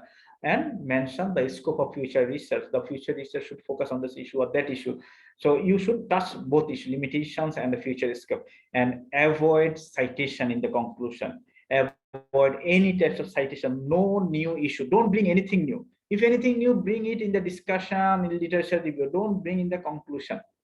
No citation and no something new. Okay, and after that conclusion, you need to add the disclaimer. Okay, many journals need disclaimer, especially top journals. You need to give the acknowledgement. There are lots of ways to write the acknowledgement, and you must acknowledge your grant, fellowship, advisors, technical people, or who help you. So this is a generosity you should do. You expect these people will help you future too, so acknowledge them. And some cases we cannot add everyone in our author list. Okay, in the project there's 10 people, so you acknowledge them here. If you cannot add them as the author, acknowledge here. Some cases you take help from your friend, you cannot add him as the author, add him here in the acknowledgement. Just at least say thank you. This is a way to say thank you. Okay, and then you, if you have a project grant, must add it here, otherwise you'll be in big trouble when you fulfill the project outcome. When you apply that this is the outcome from this project, this is where is the project code, where is the acknowledgement, you must acknowledge it there. And then if you get the fund, that means the fund you must acknowledge. And then you mentioned the author contribution. Okay, somebody has the problem, so I don't want to add author and give their name here. Who contribute what? Okay, some cases you just mention one sentence, all authors contributed equally in this work, fine. Or some cases you said author A conceptualize funding, acquisition, project management, writing the review, or author B, he do the conceptualization, data curation, funding, acquisition, investing. So you just arrange it how you like. If you do the same thing, all of the author or multiple things, also fine. Okay. And then come the conflict of interest. Many journalists. Kalau semakin banyak semakin bagus. Look at the conflict of interest and mentions if you have the conflict of interest with anybody or any interest. Normally, that can happen in case of medical research. There are lots of stakeholders. Donor is different and university is different. So there are many issues, and some cases. Military research also has some problem. So normally generally we don't have any conflict of interest. So you mentioned here there is no conflict of interest, or if you have a conflict, you mention it here clearly. Then accessibility of materials and data. They ask you, do you upload your data? Normally we don't upload the data, or if we upload the data in a repository or DOI, you mention it here. Or you can say that the data is available upon request. So if anybody want to see the data, you can request the author. Then ethical consideration. So this article followed all moral values and approved by the university ethics committee. Some cases they ask for the ethical consideration. You must mention it here, or you must mention it in the methodology section that we follow all the ethical approach through the ethical committee approval. Okay, then you mentioned the disclaimer that the writers of this is writer's opinion. In case of international organizations or private organizations, you need to write it. This is the opinions of the authors. It actually doesn't reflect the opinions of the institutions they work. Okay, because otherwise there are lots of problems happen in future. To avoid all the problems, you mention the standard format. Okay, in case of referencing, give references for all citations that you use in the study. Okay, avoid secondary references. Go the original source. Don't say that Mr. X said from Mr. Y. Go Mr. X, Mr. Y both and cite both separately. Then arrange reference in a unique style. Okay, what the editors see. When they go first in the referencing style, if they say 2-3 types of formatting, some cases you put bracket in the year, some cases you don't put bracket in the year, that's gone. That means you are still a student. You are a very young researcher. You have no idea about the article. If you do something like that in the top journal, instant rejection. Okay, because editor has no time. He has only 1 minute allocation for this article to decide go for review or go for rejection. So he just picks some point, and therefore is very careful. You must follow unique style. Maybe some journals they have their own style. Must follow it, arrange it. Don't show you laziness. Don't show that you are not caring your works. You care the most, and other people will care you most. And then in the empirical works, don't just send with 5 references. Give reference at least 30 to 50 references, and don't make it 5 page long reference. Don't cite all references. In case of literature review, you have many reference, like 100 is okay. But in case of the normal empirical works, give 30, 50, don't go 100 references, because the journal has limitation. The page is very important. The journal, if you want read just the gist, there's no need for big things. Then increase or incorporate some latest citation. So suppose you use a theory, this theory come 1960. Okay, journal say don't use 1960 reference, just remove it. So what to do? You want to use the theory, okay? Who use this theory in this year? There are many study published, they also use the same theory in this year. So cite them, who published in this year. And theory name is fine, everything fine, just cite who published this year. So people, if you want to know the theory, they go in the latest publication year. No need to go for the original theory. Who goes in 1960s article to see the theory? So, and journal don't like it. Editor directly mentioned that some cases editor want to publish the article, and then they give okay, remove this. That's the final stage. They say remove this one and replace with latest article who published the same theory. But if your article don't go in the review, instant rejection, you don't get this idea. So look the last 2 years citation. At least 80% of your citation should be from the last 2 years, this year and next year citation, next year journals, not the theses or book chapters or non-peer reviewed issue. Don't go for the non-peer, like the conference, book chapter, blog or website. Nobody like this. Everyone wants the pure knowledge, pure reviewed, peer reviewed, pure knowledge. So they rely on your findings, rely on your literature review. Go for the this latest 5 years, last 2 years, current year, and next 2 years or forthcoming issues. There are many name, early site, online fast, forthcoming, or advanced published. Different publisher use different name. Cite from them. Especially try your best to cite most of them from the latest issue within 5 years. Don't go before 10 years citation. Remove very old, irrelevant, and low graded citation. Make it ascending order. Okay, or the number form. Some journal one number 1, 2, 3, 4. Follow their style number form. Or the ascending order. No more than 5 self citation. Okay, or some cases we give lots of own citation. My own article, I give all of them. Don't give more. Maximum 5. Okay, and only the relevant citation. Okay, otherwise you see the same name comes several times, then editor and reviewer understand who is the author, and they don't like it. And give the good citation, relevant citation. Okay, citation from the target journals. If you plan to submit 5 journals, so when you prepare the article, you plan 5 journals, so also target citation of that journal. And when you submit a journal, must check that that journal is cited in your reference, at least 2, 3 articles from that journal. Otherwise journal don't like it. This is very logical that you submit in my journals. I am publishing last 20 years my journals. My journal published thousands of articles, and you want to submit in my journal. You never see my old article or my, I published so many articles. None of this article is relevant to you. That means your article is not belongs to my journals. It's from something somewhere else, because you never cite anything from here, meaning so much so far now how much I published, nothing is relevant with your works. So how can I expect you this new one also relevant with me? This is very logical. So cite this journal which one you are submitting. Also it's a good option. If you have the scope, you can cite the editor, managing editor or chief editor, 1 or 2 articles, because if you target a journal, you are focusing on that particular area, and the chief editor and managing editor, normally the big boss in that area, he has lots of work in this area, and if you cite him, he also feel good. This is a very informal way of bribing. But if you don't cite, no problem. They don't cite me, never. So but if you cite the managing editors or chief editors article, they like it. Everyone like to increase their own citation. So in the text, better place the citation whenever you mention the text. After the text, you give the citation. Don't put all the citation end of the sentence. Okay, mention it after the text.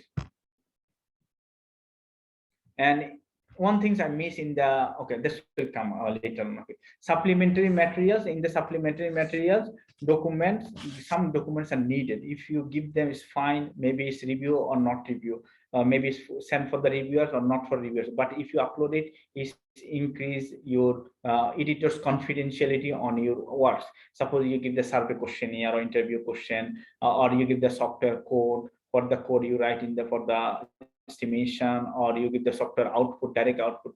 Okay, one thing, in case of the table and the table inside, table and graph inside the analysis section, don't copy directly from the software. You need to arrange it separately, make it very efficient. Don't direct put it, never. Okay, nobody like the output. If you want to show the output, show it here in the supplementary material.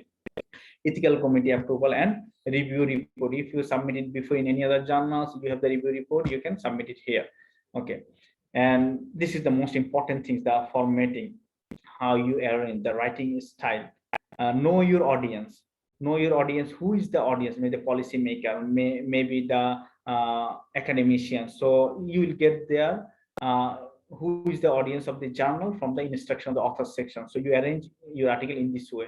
When you read some article, before you submit article in a journal, look there few articles published in this latest issue, so you get the idea how they arrange the article, how they think the, who is the author, or who is the target audience, and what is the expectation. So you get the idea from there, and make the format very simple. Don't make it fancy coloring or nothing. Don't use extra tab or extra space. Just go Times New Roman 12 font, single or double line space, 1 inch margin, A4 paper, MS Word file. Okay, make it simple. Okay, because many editors are the senior guy. Editors are not the young people like PhD student. Editors are the senior guy. Many of them are retired and professor emeritus. Then they don't understand many things, and it's also not easy to reformat your article. So make it simple, then it can be convertible in any way. Don't give any extra space before and after of any heading or subheading, and don't indent or tab. Some cases is requirement of journals, otherwise you don't do it. Don't give any, and then give chronological number of heading and subheading. Give the number correctly. Don't put 1 and then 5 and 3. Some cases, many cases, people remove and then though they don't rearrange it. Also, all the tables and figure, give the number correctly, and all the tables and figure must mention inside the text. Table 1, when you write something, mention who referred the table, table 1, table 2. And also give very short form or long table. Don't give the very long table, or no, don't give only 1 column or 1 row table. Okay, make it standard looking good. In case of the figure, make sure your figure is publishable, good pixel, good looking good, it's not breaking. If you publish it's breaking, then they will not go for it. So find out what is good and presentable, publishable. Otherwise you will not proceed further, and you will face problem if it is accepted. Don't write about tables or figure that the table 1 mentioned this, figure 1 mentioned this. No, write what you want to say, the message, and then end of the sentence you refer table 1, if you refer figure 2. If I want, that's the way standard writing. Normally we write table 1, we mention this is the findings. No, go the finding. The finding shows that, and then refer the table 1 in the bracket. End of the sentence, give the table 1, figure 1. Must give everything in the text. Refer all the figure, all the table in the text. And in case of abbreviation, first time give the full abbreviation. And after organizing the draft manuscript, read it loudly, read it several times. If you read it loudly, you can understand the English, you can understand which one is the problem. If you hit in your head your tone, then you understand the problem in English. So read it, or give it to your friend or your colleagues, or those who are well wishers, those who know, to check it, to read it. If they don't understand anything, revise it. If you don't understand, or your friend don't understand, meaning other people also don't understand, so you rechange it, revise the sentence, improve it. Hello, Appa, Assalamualaikum. Useful and exciting scientific messages. Avoid repetition. Don't repeat the same thing here and there again and again. People repeat objective in introduction, objective in methodology, objective in findings, objective in analysis. Don't repeat it, because the reader, editor, reviewer, nobody like repetition. Just one time mention is fine.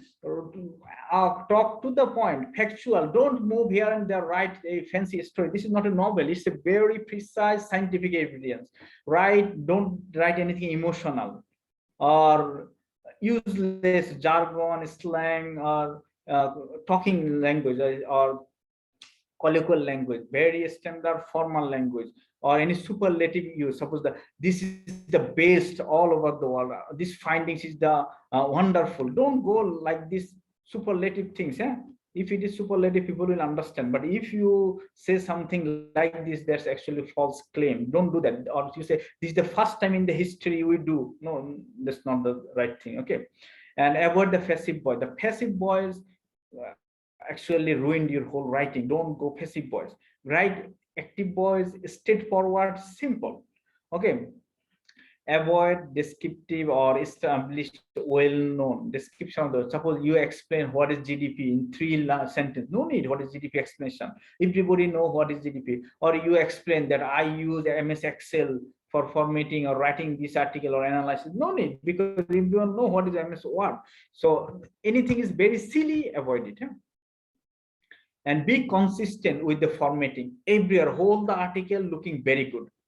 If you use the tab of the first article, first paragraph, use the tab in everywhere. If you use the indent, use everywhere. Use the same spacing everywhere, use the same spacing everywhere, all the paragraph all over. Then be careful about the alignment. Is justified, center, huh?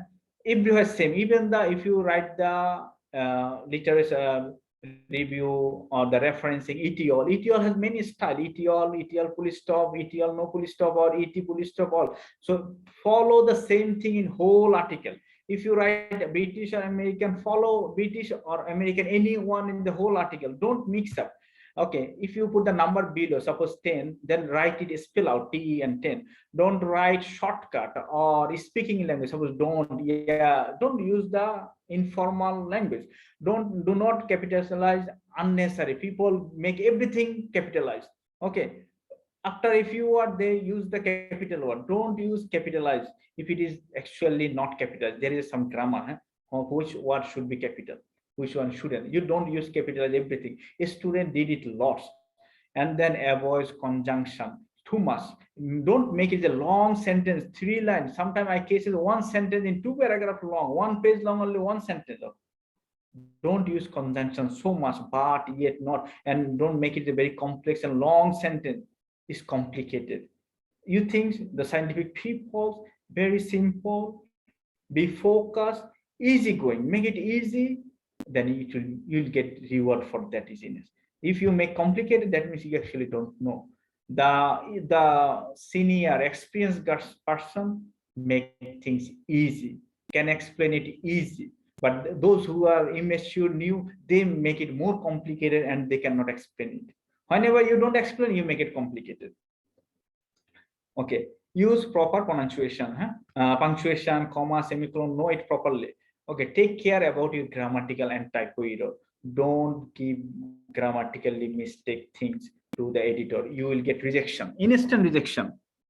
Avoid ambiguity of the word. You use some word that has many meaning and it's actually not clear what does it mean. Okay, or ambiguity sentence or pronoun, suppose it or this. So this refer to which one is not clear. So be clear. Focus on the good content with good flow of readability. Suppose there should be a link in every paragraph. It's not jumping here and there. You'll write something and just jump in another word and then jump in another word. Don't do that. Make a good flow. Make it precise. Don't, if you can say one thing in one sentence, finish it.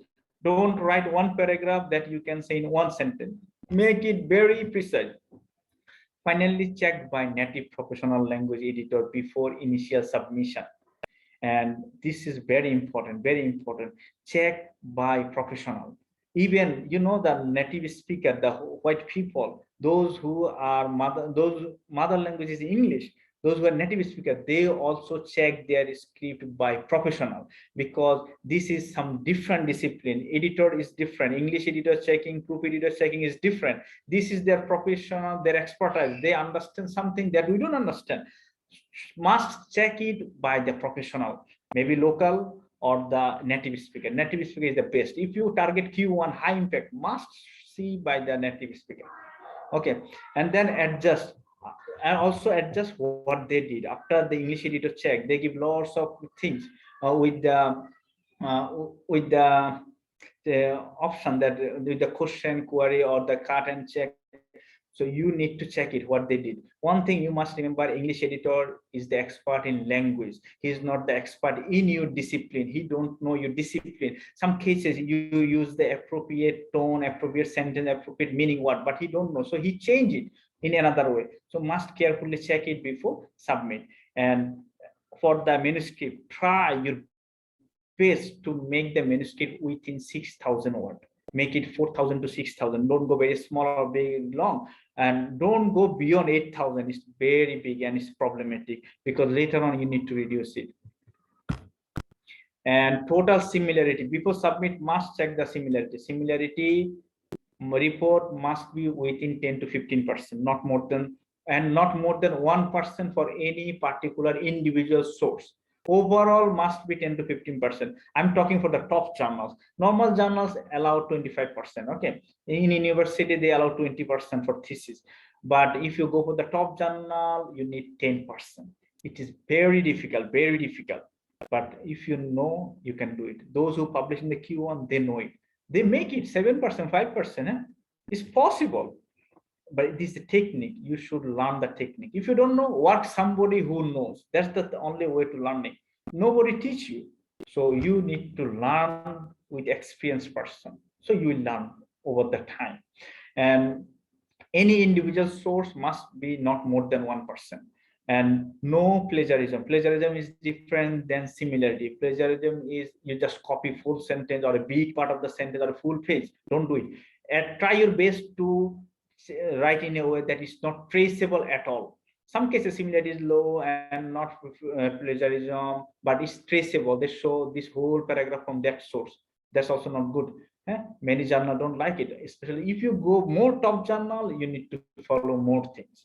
Okay, very careful about your abstract. And first two paragraph and last two paragraph in the introduction section, because editor only read this. Okay, editor read the abstract, editor read the first paragraph or last paragraph in the introduction section, or first paragraph in the conclusion section. Editor don't go anything. Editor just jump in the reference section, look the citation, it is latest. You see more of the citation 1910, 2010, 2015 gone. You see most of the citations are 21, 22, forthcoming 21, 22, forthcoming. Oh, very nice. Then he goes in the introduction section, look the last paragraph, the novelty said, okay, this article has the novelty, fine, very good. And then go the first sentence, the first paragraph, this mentioned the English is correct, he is in the right track or not right track. Okay, go clear reference, and everything he said within 1 minute. Just if you cannot attract him within 1 minute and he finds something wrong within 1 minute, he don't look the knowledge. If he get the idea, he just look at here and he get the idea that this is okay or not. Knowledge is within the objective, okay, and the method. If you just go through, scroll down 10 seconds, understand what is the contribution, because the editor read thousands of articles and they are very expert and understand what to do. Within 1 minute, you get the decision that this is not fit with us, rejection, instant rejection. That's called the Dex rejection, or is go in the review. Okay, if you go in the review, then editor spend time, find the reviewer. But otherwise, instant rejection. So this is the first barrier. Try to overcome the editor first barrier. Make a good impression. Whenever you go for marriage, whenever you go for looking the bride and groom, what do? The first impression, look at the face value. This has a big value. If the first impression is not good, whatever it is, gone. The editor look the first impression, keep the first impression good. So after finalizing manuscript, make several files, separate file. One is the title page, one is the author with biography, one is highlight page, one is the abstract and graphical abstract file, one is the blind manuscript file, and then several pages, the cover letter, list of reviewer. Make the list of reviewer. This is important. And find the list of reviewer, those who know, those who have good relationship, because this is your scope to send to your friend. And one thing is very clear: don't send to your friend from the same school, same university, or even not same country. better you send in the top school. Suppose you send 2 from the Australia, 2 from Canada, 2 from UK. So you propose 6 names from 6 different institutes, different schools. So you have a good chance at least 2 from your list will go. So if editor select 2 from your list and 2 from his list, then you have a 50% chance to get acceptance of the article. Okay, at least your friend will not reject you, give the comments, measure revision, but not instant rejection. So you have a 50% chance. Select good top school people. That's why you make network. Make network is very important. If your friend in good universities, Australia, UK, Canada, put their name and editor instantly send to them. You actually do editor's job. Editors need to find out the reviewer, appropriate reviewer. When you give the good people, reliable people, not people from the Middle East or the Asian country or a top school, if you give that Singapore Economic, Singapore University, National University Singapore, the Management University Singapore, or Hong Kong Institute of Technology, those who are renowned, that's okay, editor will accept it. But if you don't put just a university, local university author reviewer name, they don't like it. They don't look at it at all, and it also create bad impressions about the author. Okay, try at your best to make good impression. Make the network, make the network, make the network. This is the most important things to get the success in your life in the academia, to survive in the academia. Make the good networks, and you just put their name and the editor will send the article to them, and you have the chance to get acceptance. And cover letter, write if you very good cover letters, and mention the corresponding author in the cover letter. So corresponding author is also important. Editor read the cover letter, and under the cover letter you mention the corresponding author. Maybe the corresponding author is the top school people. You add a network. Suppose in your article, anybody from the UK or Australia with the top school, they add their name, then editor realize, okay, this is a good article by default. Why? If somebody add his name in your article, if somebody from Harvard University add his name in your article, meaning this article is written by a Harvard professor, the quality of this article is same equivalent to Harvard professor. Otherwise that guy will not put his name here. Okay, this is the very easiest way to understand the quality of the article. Editor has some benchmark like this. He don't read it. He has the benchmark. He look the corresponding author. Okay, from the good school, fine. A reviewer, good school, fine. Then he is happy. You actually make his life easy. Then mention how the aim and scope of the journal mesh with this article. In the cover letter, very specific, very articulated way. Mention how this article relevant to his journal, why he considered this article for his journal, how is fulfill the aim of this journal. This is not the aim of the article. This is the article related with the scope of the journal. Okay, mention the novelty which you already mentioned in the article. Can you bring it here? Then mention the article is solely submitted in the journal. You confirm that we have not submitted any other place, and all of us agree to submit here, and propose the reviewer name here or in other places, another file or in the website format, or you can add the 6 reviewer here. And may include other disclaimer statement. If you have any other disclaimer, you can put it here. Then this is the step of work, how you start an article. Don't go for introduction to conclusion or abstract to conclusion. Target top 3 to 4 similar journals for your interest. Target the journal. See the types of ideas or depth of work they're publishing in last 1-2 years. So arrange your article in that way. Generate similar few ideas from top journals, and you write in this way. And then check the availability of secondary data.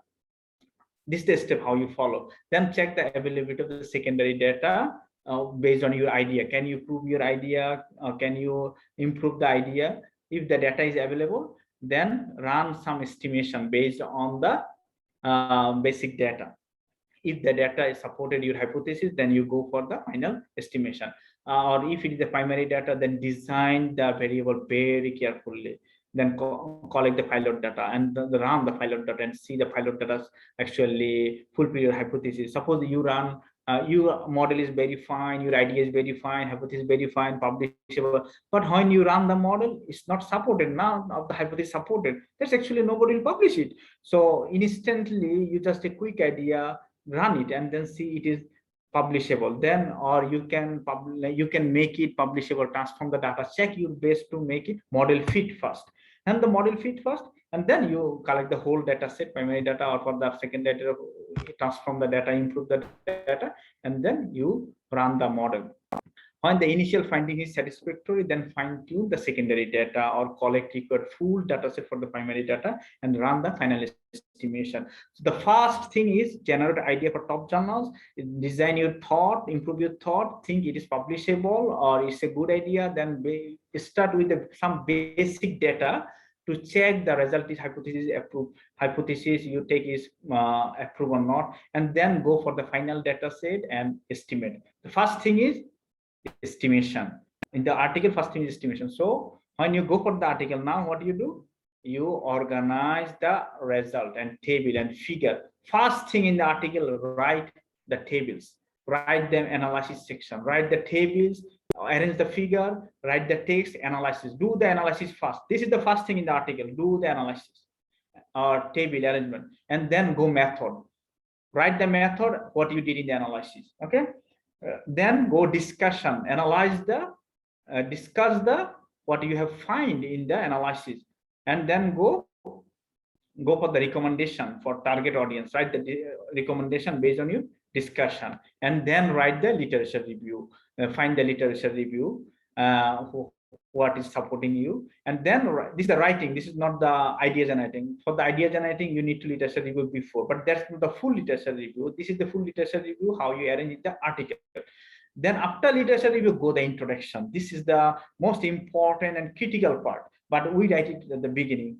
No, write it the later on, after you know the result, after you know the analysis, after you know the methodology, you know everything. Now you write the introduction, what you want to do, what the problem you want to solve. So ultimately you already solve it. So you say, I will solve it. Then you already know you solve it. So you say it.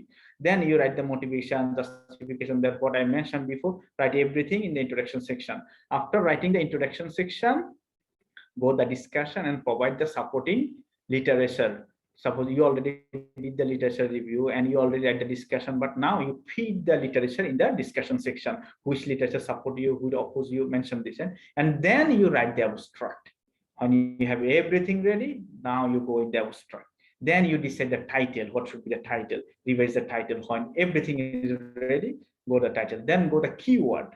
Okay, look the keyword, don't repeat the keyword from the title, same thing. Keyword, maybe in most cases the different things. Okay, find the lucrative keyword and then write the acknowledgement, then finalize the reference section. This is the step of work, but we always do in the wrong step and the outcome is wrong. And that's all. This is the last slide.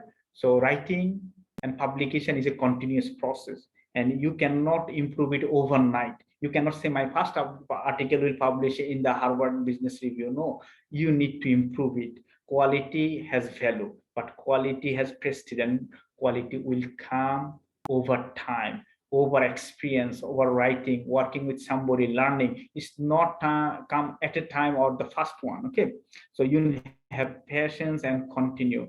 Understand what is the success in case of publication. Maybe the quantity is a success in some cases, some area, or reputation is a success. Contribution, knowledge contributions, or the social contribution is a success, or the recognition, you will be highly recognized for that, or the what is the social impact, or you work for the social development, civilized development, or your own satisfaction. So success is up to you, what you actually need, but quality has value always, and quality will give all of the things. And this also depend your situation. If you want to define his own success, how he want to see in his career. So if it is not everything, and one thing is very important, everything is not your effort. You cannot do everything by your effort. I already mentioned yesterday that everyone's work 24 hours. No one can work 25 hours in a day. Everyone is busy, no one is free. But end of the day, somebody published 20, somebody published 2. Outcomes is different, significantly different. But everyone is busy. So it is not your effort. How much effort you do, you get similar output. Similar input and similar output is not the same. There are also another things. There is a third factor. There's also luck is important. You maybe in some cases people publish in low grade writing, normal writing, the top journal. Editor like it.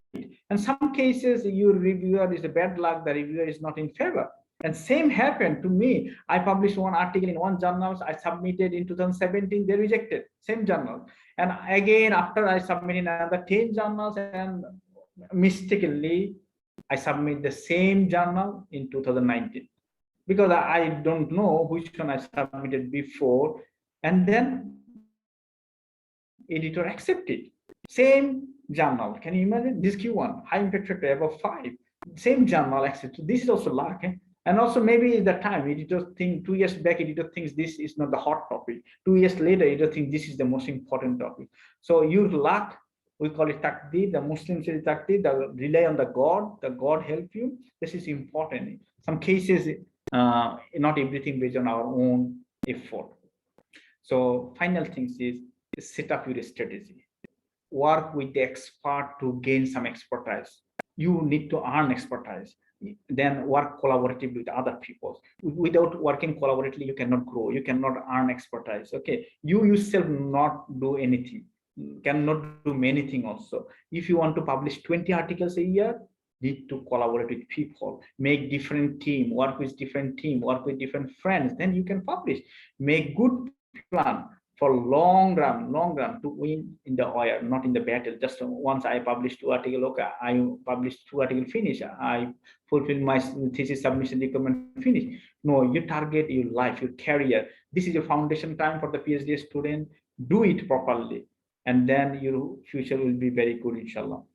And maintains a balanced life, maintains a balanced life to get a better success, real success in the whole life. If you spend everything for your career, if you spend everything to publish or thesis, then your health is gone, your family is gone, society is gone, religion is gone, humanity, you forget everything just except your career. That is not a good approach, and one day you will suffer for it. If you earn something bad in your health, you destroy your health, then what is the benefit to get as a 10 Q1? Nobody cares if you are in the bed for next 10 years. So take care of your health. That's all. Thank you everyone for your patience. I took lots of time. And then there are some references. If you want, you can go there and get some better ideas. Maybe you have some time for question and answer. So I will give this material to you. There are some links there. So you go the link and you will get the idea better. And if you have any questions later on, you want to make collaborations, if you have anything, any idea, or you want to know which journals or any help, you can consult with me anytime. I give my contact address here too. That's all. Thank you, everybody. Now is the question and answer session. Okay, thank you very much, Doctor, for your presentation for the last 2 hours about how to prepare manuscripts for top journals. I think from A to Z has been described there. And just like what the audience expect, that they would like to have your PowerPoint slides that you have delivered today. So if you have the link already, can you please share in the chat room, Doctor? So everyone can access the material. Okay, if they have already filled up any form or any link, so they give you email address, I'll share you, you can send the email later on. Oh yeah, okay. So Dr. Mahmudul already gave us his email address here in the chat room. No, I said you already take the attendance list or respondent any file, their evaluation in there. If they mention their email address, then we can send it later. Oh yeah, not some, many of the attendants here are actually the students in the doctoral program here in the faculty. So I think it is quite easy to distribute your material to them. So later probably you can send me the materials and then I will send it to the students. Any question now? I think there is a question in the chat room, Doctor. So the first question is from Mirna. He would like to ask how to make sure that our research have major contribution. Okay, so you find out the gap. Whenever you get the idea, when you generate the idea, and then look the problem statement, look the gap of the study, then you try to fulfill the gap. That is the major contribution. Major contribution doesn't mean the very big things. Every article has a small major contribution, a small contribution, a very few or little contribution, but that is a significant contribution. It really has value, and every article has one unique idea. Maybe it's a very small, but it has a contribution. It has a nobility. So you determine what the problem you are solving, or it is the first time, or what is the importance of this problem. That is the contribution. All right, thank you, Doctor. In continuation of the question from Mirna about the research gap, yeah, another question related to it is that how could we find the research gap to put in the best way so we can enter the top journals for our publication? So research gap is based on your literature review. When you study the literature review, you find a gap. Okay, you find a good gap in the literature, so you try to fulfill that gaps, or you want to see the top hot topics. If you go in the journal, look at the publication of the last 2 years, what have they published. That's the thing I mentioned initially. Generate the idea, subscribe 3 to 4 top journals where you have the interest to publish. If you look 4 or 5 top journals, what they have published in last 2 years, you get the idea. Suppose your target has 5 journals, top 5 journal, look these 5 journals, last 2 years publication, all of the issue, just look the title, what they have published in last 2 years, then you get the idea. These are the topic, these are the latest area, hot area, and editor working on this area. So you pick some idea from there and then you work on that issue.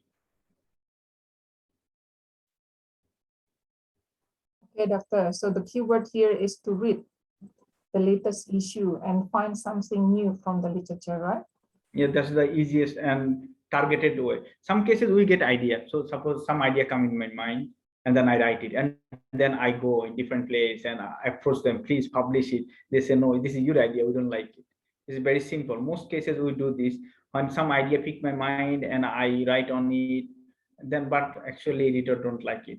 So look what editor likes, or find out the good area where editor likes.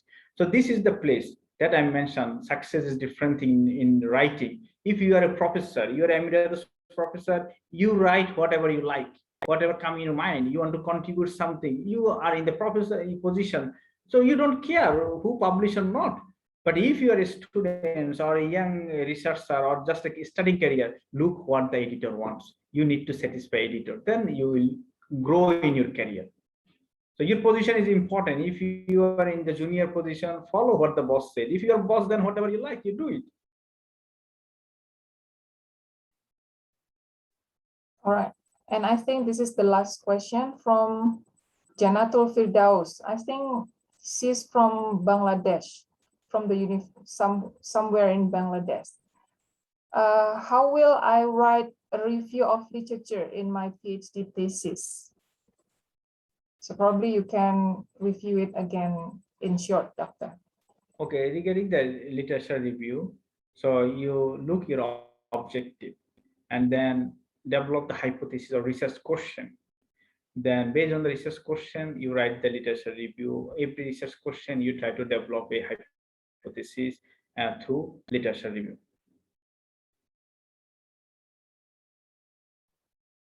Okay.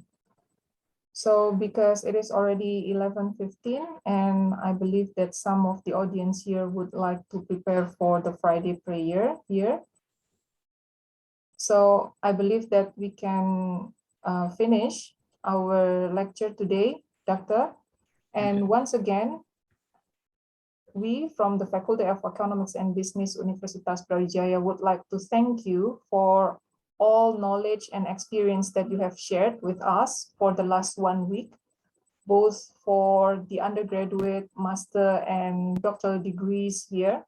And I believe everyone will be much appreciate your effort in sharing your knowledge and experience. So hopefully we can meet again in other lectures or other program here. and you can share more, and you can give us more motivation to do more in research and publication. So Doctor, thank you so much for your coming. And I also would like to thank everyone who already joined the session today, both from Universitas Brawijaya or from other university, or even those who came from Bangladesh today. So hopefully the session also gives you benefits in your future career as a lecturer or as a researcher. So I will call it a day for our session today, and this is the end of the 3-in-1 program from the Department of Accounting, which has been held for the last 1 week with Dr. Mahmudul Alam. Thank you again, everyone. Hope you enjoy the weekend ahead, and inshallah we'll meet again in other occasion. Thank you again, Doctor. Assalamualaikum warahmatullahi wabarakatuh. Waalaikumsalam warahmatullahi wabarakatuh.